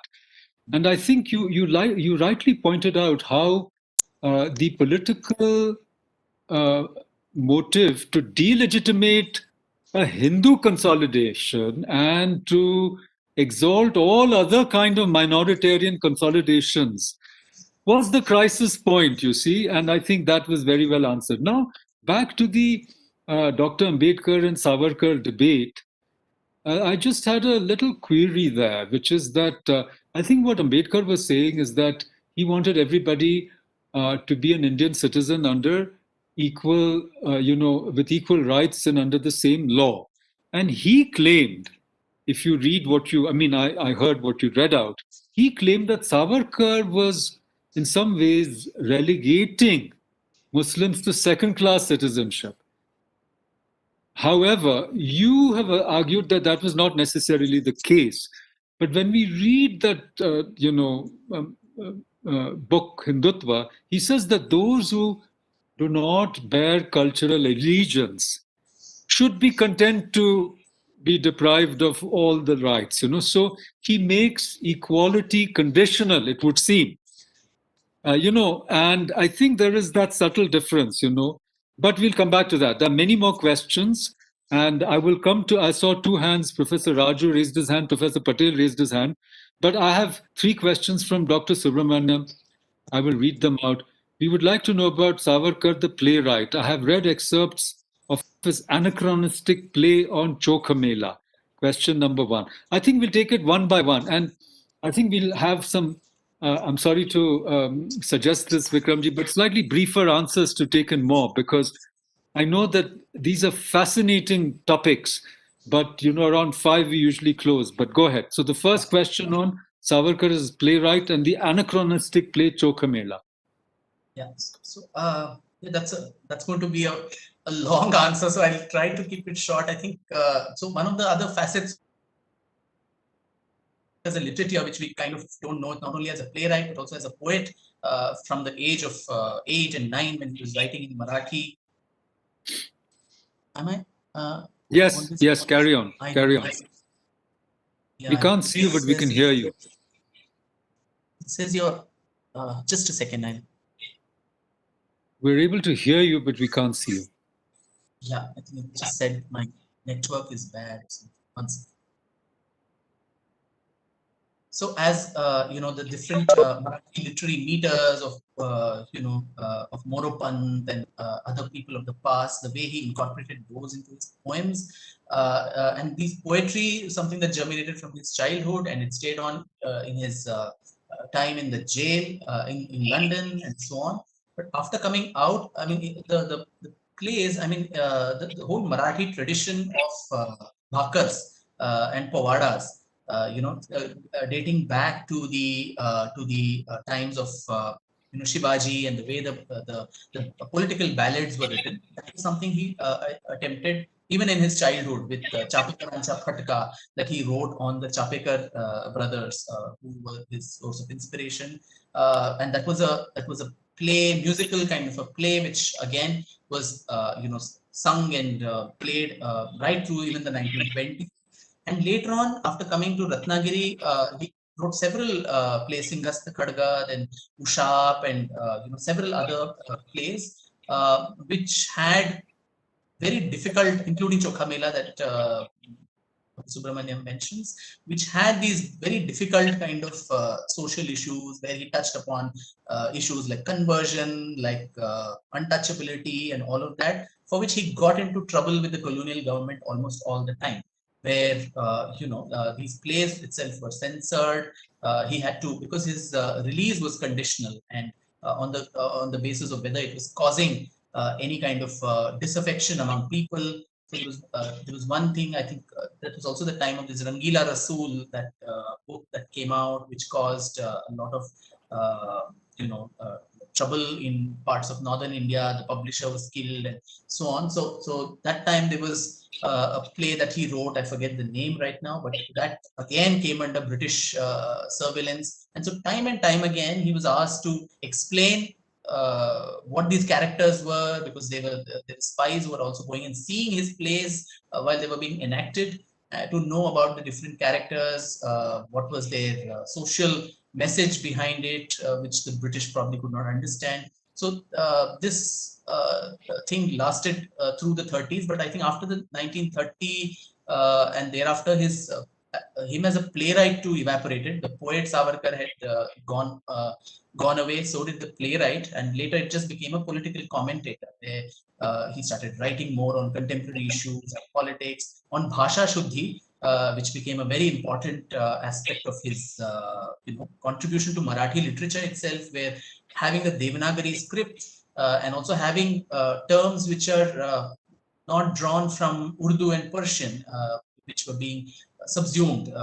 So many of these terms which we have, Doordarshan, Digdarshak, for a director and a producer, these kind of terms that we have, we don't even Doorbhash for a telephone and so on. So these type of terms were actually coined by him in an entire glossary of Bhasha Shuddhikaran to create new Indic terms, Indian terms which are not dependent on Farsi or Arabic or Urdu, which was what was commonly the norm then, where even Punjabi, etc., Sindhi, Punjabi, though the language was spoken in that language, the script was usually the Persian script. So it also meant a death of your own languages. And so, again, we get back to getting that pride in our own language and so on. So that was again one of his contributions. Oh, thank you. The next question again from Subbu. The problem is that Ambedkar too was very categorical that Hinduism divides society within and destroys the possibility of building a nation. I'm not sure if your interpretation of Punya Bhumi is borne out by the text of Savarkar's Essentials. So this is a question, a comment? Yeah, it's a comment. I guess he's trying to say that not just Islam divides, as Ambedkar said in the quotation that you read out, between believers and non-believers and Darul Harb and Darul Islam. I think the implication of the question or the comment is that, according to Ambedkar, Hinduism also divides, and you cannot therefore build a Hindu Rashtra because Hinduism is equal to caste or something. I mean, I'm interpreting, but yeah, I guess that's perfectly. I mean, these were all political thinkers of their time, and each one is, legitimately have their viewpoints. And in retrospect, I think we can just kind of comparatively assess and see all of them. And what has actually worked out is what we are able to see now. And their quotations are only for retrospective. I quoted that particular aspect only because the issue that was brought up, that there was an equivalence that was made between Jinnah and Savarkar. In the same paragraph, as a continuation of that is where Ambedkar talks about Islam. But whether the Hinduism may be, according to Ambedkar, I'm not sure. I've not read all of his writings, whether he has actually said it's a divisive religion and divides people. But does it divide so irrevocably that the people can't even live together? Does it need, does he prescribe a cutting up of the Hindu Rashtra, so to say, into a Maharistan, Chamaristan, Brahmanistan? Does he say that? I'm not sure of that. Whether despite the differences, we can all live together is what he propagates. Whereas according to him, in this particular case, this being a civilizational battle and a complete antithesis of each other, he feels that they cannot even come under the same roof because there are theological opposition to it. So those things, I think that becomes an interpretation of Ambedkar's writings, which is a different topic altogether. Well said. I think that's fair enough. You're writing on Savarkar, not Ambedkar. So, Dr. Raju?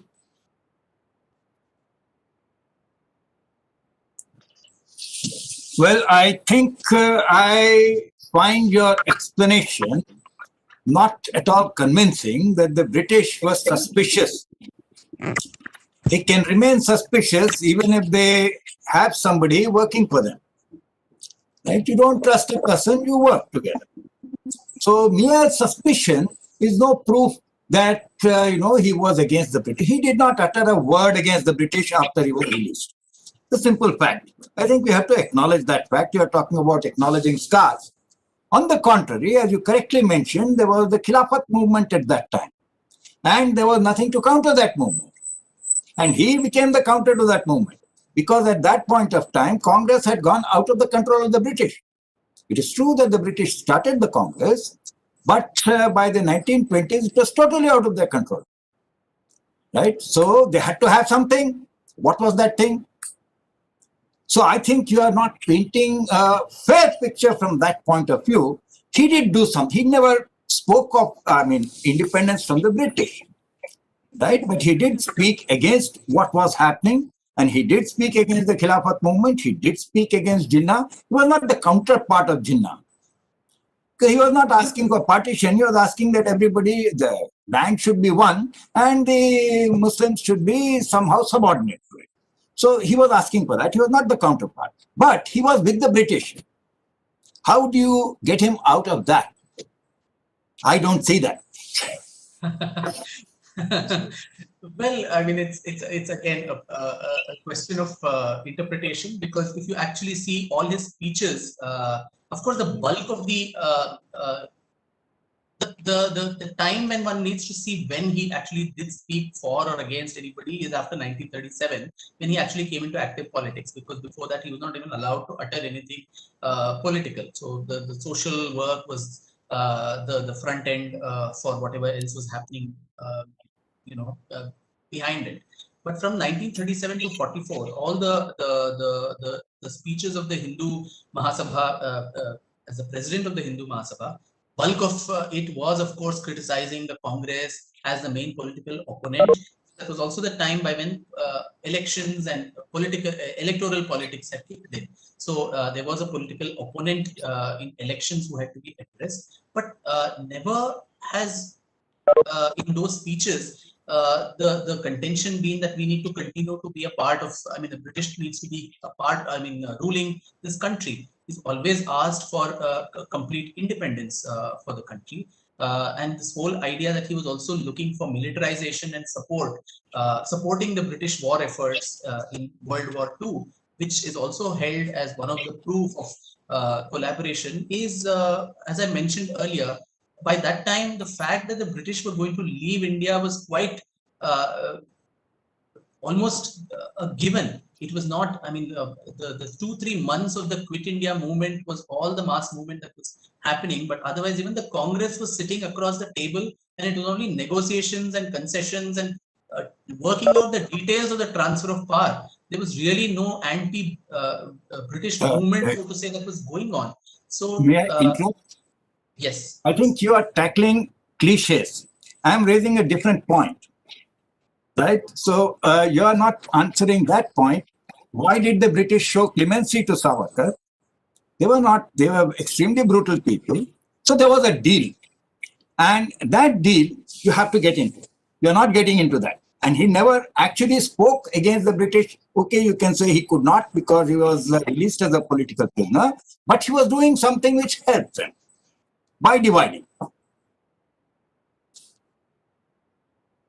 Can I just step in here? I think that Professor Raju has an important point. The point is that many people made many kinds of deals with the British. What about M.N. Roy? Some say that Dr. Ambedkar made a deal with the British. He never criticized the British either. In fact, he appealed to them to intervene on behalf of the depressed classes. So, and where did the Muslim League criticize the British?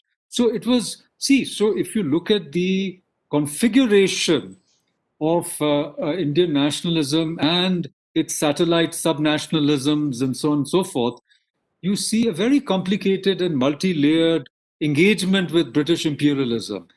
And the British were trying to get all kinds of people, especially those who didn't like Gandhi, to make deals with them, right? So now that doesn't prove anything. My point is that these so-called collaborators were also in their own ways anti-imperialists at a particular level.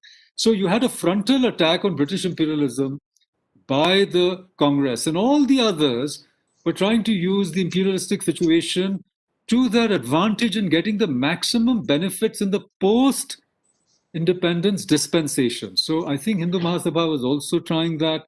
So was Muslim League, who basically wanted partition, which they got, and so forth. But can we move on, because we have to end soon, and I'm sure I will leave it to Vikramji to give his last words at the end. But I want to take one question from Professor Patel, who has been very patiently waiting. Thank you, sir. आपकी बारी, पूछिए सवाल आपका.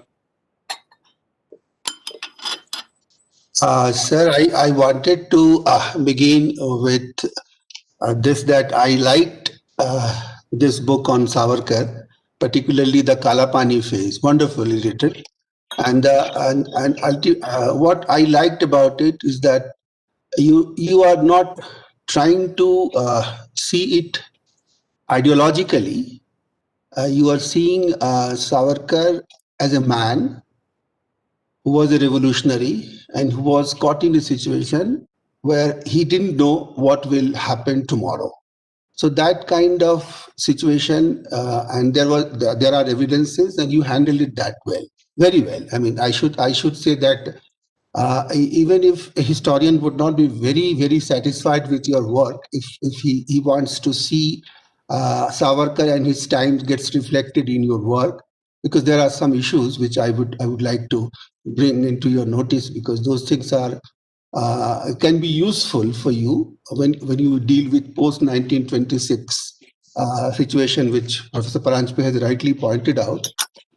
It's a very complicated situation where the negotiators are actually negotiating to serve their own interests. I mean, they are not uttering any word against British. Still, they are doing things which they found that those could be useful. That is a very significant point. And very often, people miss that. And therefore, we have a very partisan kind of history writing about the period post-Khilafat. And therefore, this problem comes in. And as because he has raised M.N. Roy's name, he has included M.N. Roy into it. I think, and I have been saying for... I could include Dange, Shripad Dange, who made a deal with the British. Yeah, get out of prison. I just wanted to emphasize what I have been saying for quite some time, that history writing has to admit that at least there were three significant axes along which a history, independence movement history can be written. One, obviously, Gandhian trope, or whatever you call it. Another was Savarkar and M.N. Roy. These three axes have to be kept in mind when we talk about post Khilafat period historical situation.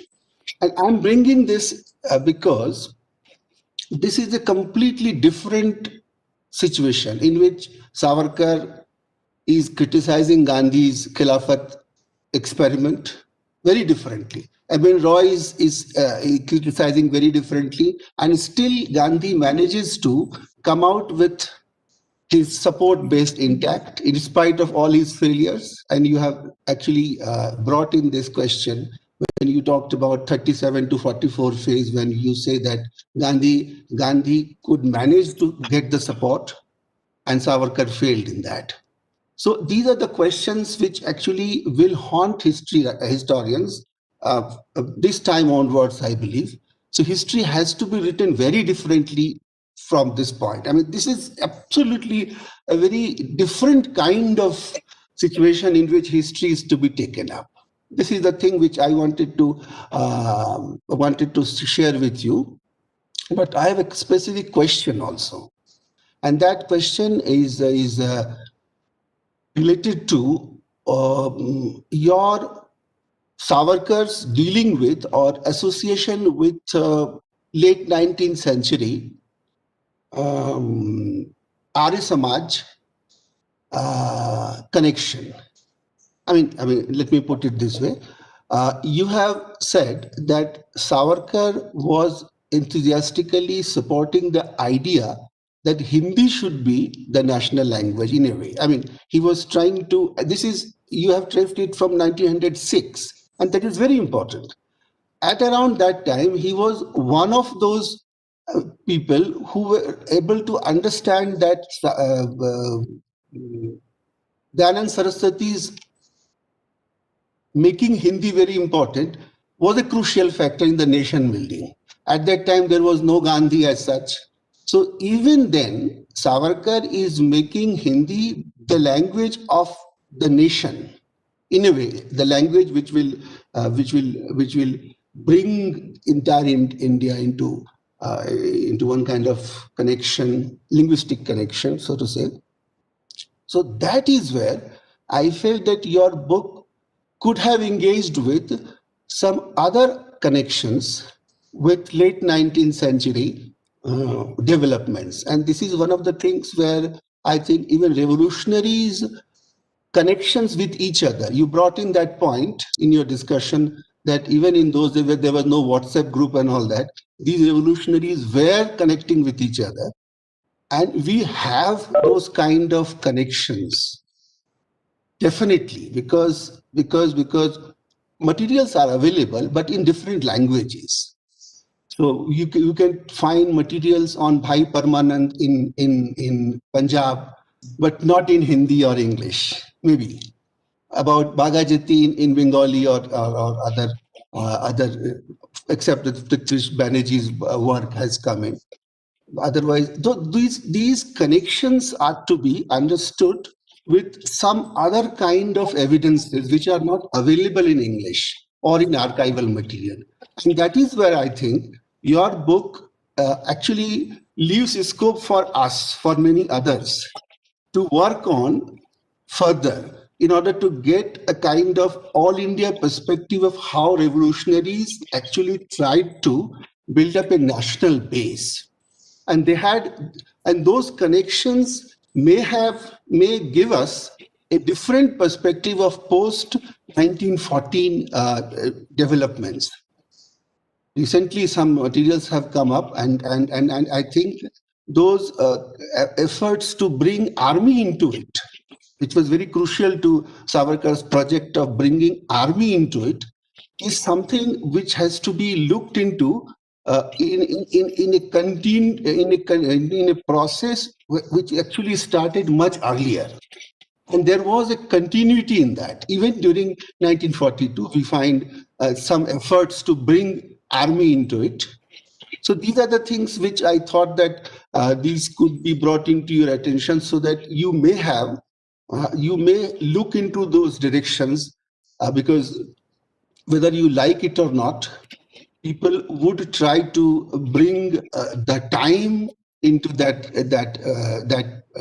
discussion, and therefore you will always be interested in talking about Savarkar and his failure, and people would be pulling you towards that kind of situation where you will have to say whether Savarkar was a traitor or not, or he was a man who was actually a man who was a different. I mean, these are things. Last but not least, I'm dragging this point because I'm not able to frame that what I say, why I wanted to say that well.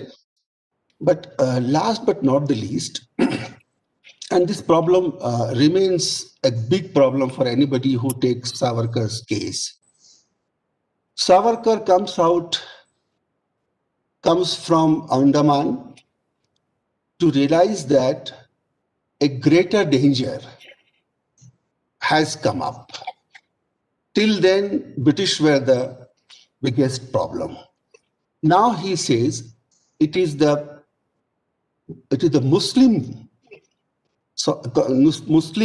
challenge, and therefore this conflict in him, the revolutionary past, somebody who has written 1857 history in a very in a quote unquote secular manner, that now is saying things in a manner which is hardly which could be linked with the earlier period. So there were two Savarkar at that, and third, and this is where I think I go with you, his political failure, 1937 to 44. I have read his speeches very carefully, and I found that he was saying something which was it was not possible for people to understand how he was inviting Nepal's contribution to it into it. And you must have seen Bhagalpur Ka Morcha, Rishabh Charan Jain's book and all. I have gone through all those things, and I found that Savarkar was unable to even convince Mukherjee. Bhai Permanence, from Bhai Permanent to Savarkar, and then Mukherjee comes in. So we have a lot of problems for Savarkar study. I'm hopeful that many more works on Savarkar would come up, and possibly he would be given a fair trial. And therefore, I think your work has done a great service to us. Although I think a historian maybe not be satisfied with that, but at least you have given us an account of Savarkar, which gives us a scope that Savarkar can be seen very differently from what we have seen so far. And I really enjoyed reading your book. Look forward to the second edition. Thank you, Professor Patel, for that fairly lengthy but very thoughtful intervention. I'll just turn it over to you, Vikramji, for your closing comments. But I was struck by two things. First of all, I just wanted to say, in defense of all biographers, not just Vikramji, that the historian's task is different from a biographer's. So whether or not a historian finds a particular biography useful in the manner in which they expect it to contribute to a better picture of that particular period or not, valid though it may be, I think a biographer's dharma is slightly different.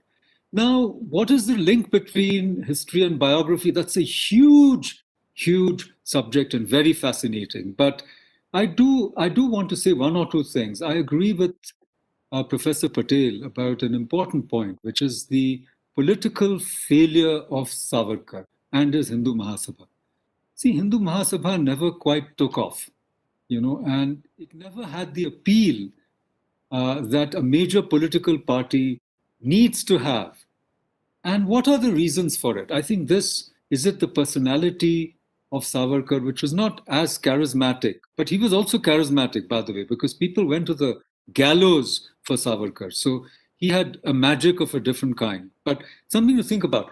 Even Shama Prasad Mukherjee had to join the Janasangh. So it's the rejig of the foundational ideas of the Hindu Mahasabha transformed through the Sangh, actually, because if you really go into the genesis of the Janasangh, it's actually Guruji, Golwalkar, who actually was the brain behind it, And even that didn't take off. It was only in 2.0, post-emergency, that they were forced to go alone because of this bogus, whatever, I would call it bogus, but this, I would not call it, maybe bogey of dual membership on which Raj Narayan and others attacked them. And then they had to say, look, we have to be on our own. Then BJP was born, etc. So I think the political sort of transformation of Savarkarite ideas has to be seen in that light. And finally, what you said, very rightly, I will take it even further back.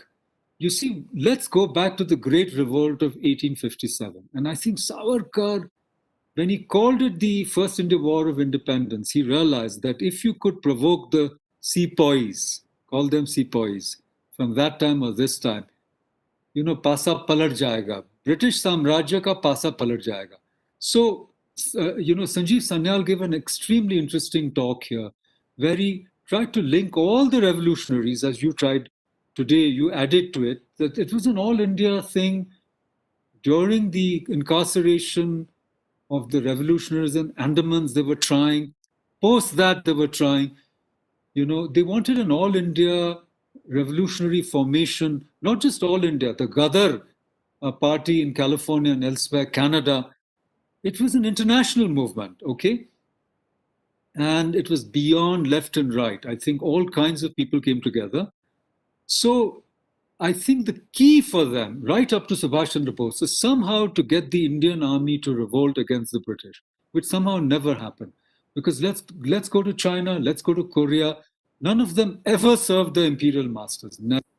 You could never recruit Chinese to fight for the Japanese. They had to fly in or ship in Indians to police Hong Kong and Singapore. So there is something about the Indian mentality, it would seem, which can be divided and ruled much easier than, maybe other Asians. You couldn't recruit the Thai to fight against the Thai, etc., king and so forth. So this is a different matter, but I think the key was the Great Revolt, and all the revolutionaries felt that if somehow you could get the Indian soldiers to revolt against the British, British imperialism would go up in a puff of smoke. That never happened. The British were good paymasters, and they still give their pensions to the Gurkhas.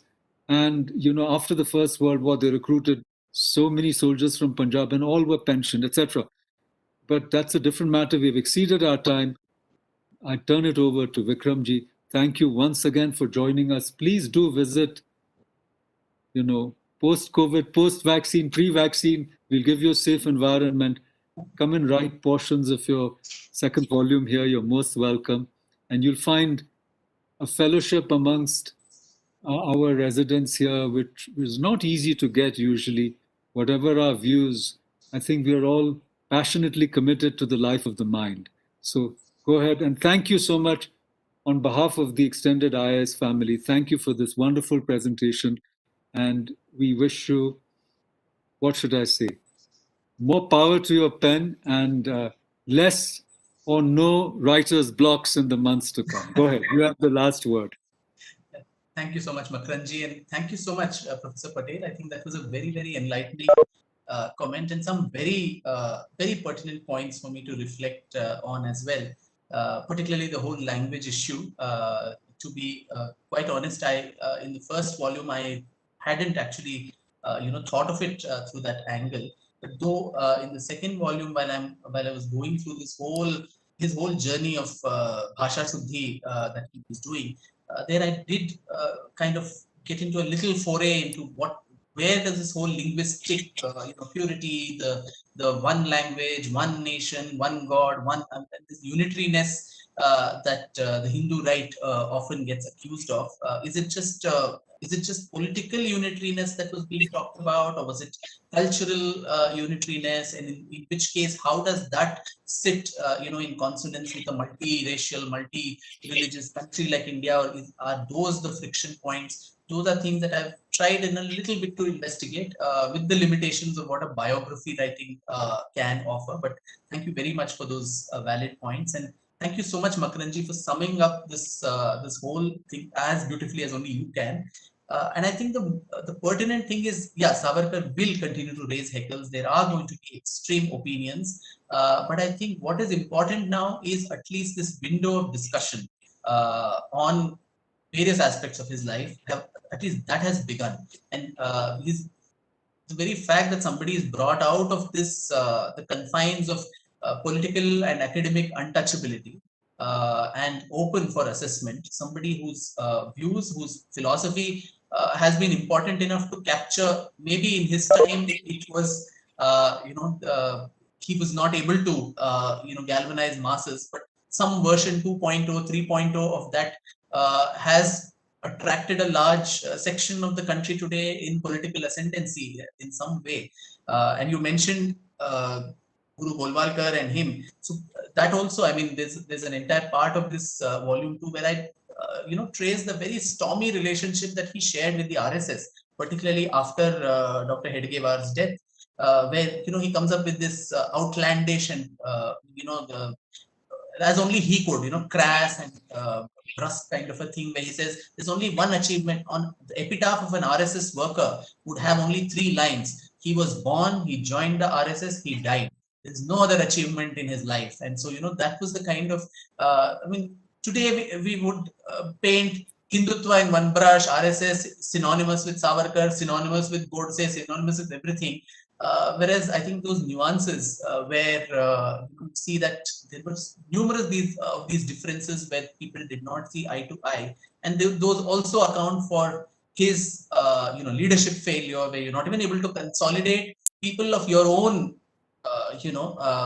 ideology and thought process into a common front, especially when you're time and time again talking about this common enemy who's trying to vivisect this country. So a lot of grandiose statement that it will happen, we will never let it happen, we will do this, we will do that, but not even a direct action that was promised. So a lot of these things, which, you know, in retrospect, he does come up as the typical, you know, the tragic hero of a Shakespearean novel, where ultimately it leads to the kind of position that he is in history today. But I think a discussion on all of this, a dispassionate discussion on all of this, I think that those vistas being opened, I think that is what is more important. And thank you and IIS and entire fraternity there for giving me this chance to share my work with all of you for this very, very engaging discussion with you all. Thank you.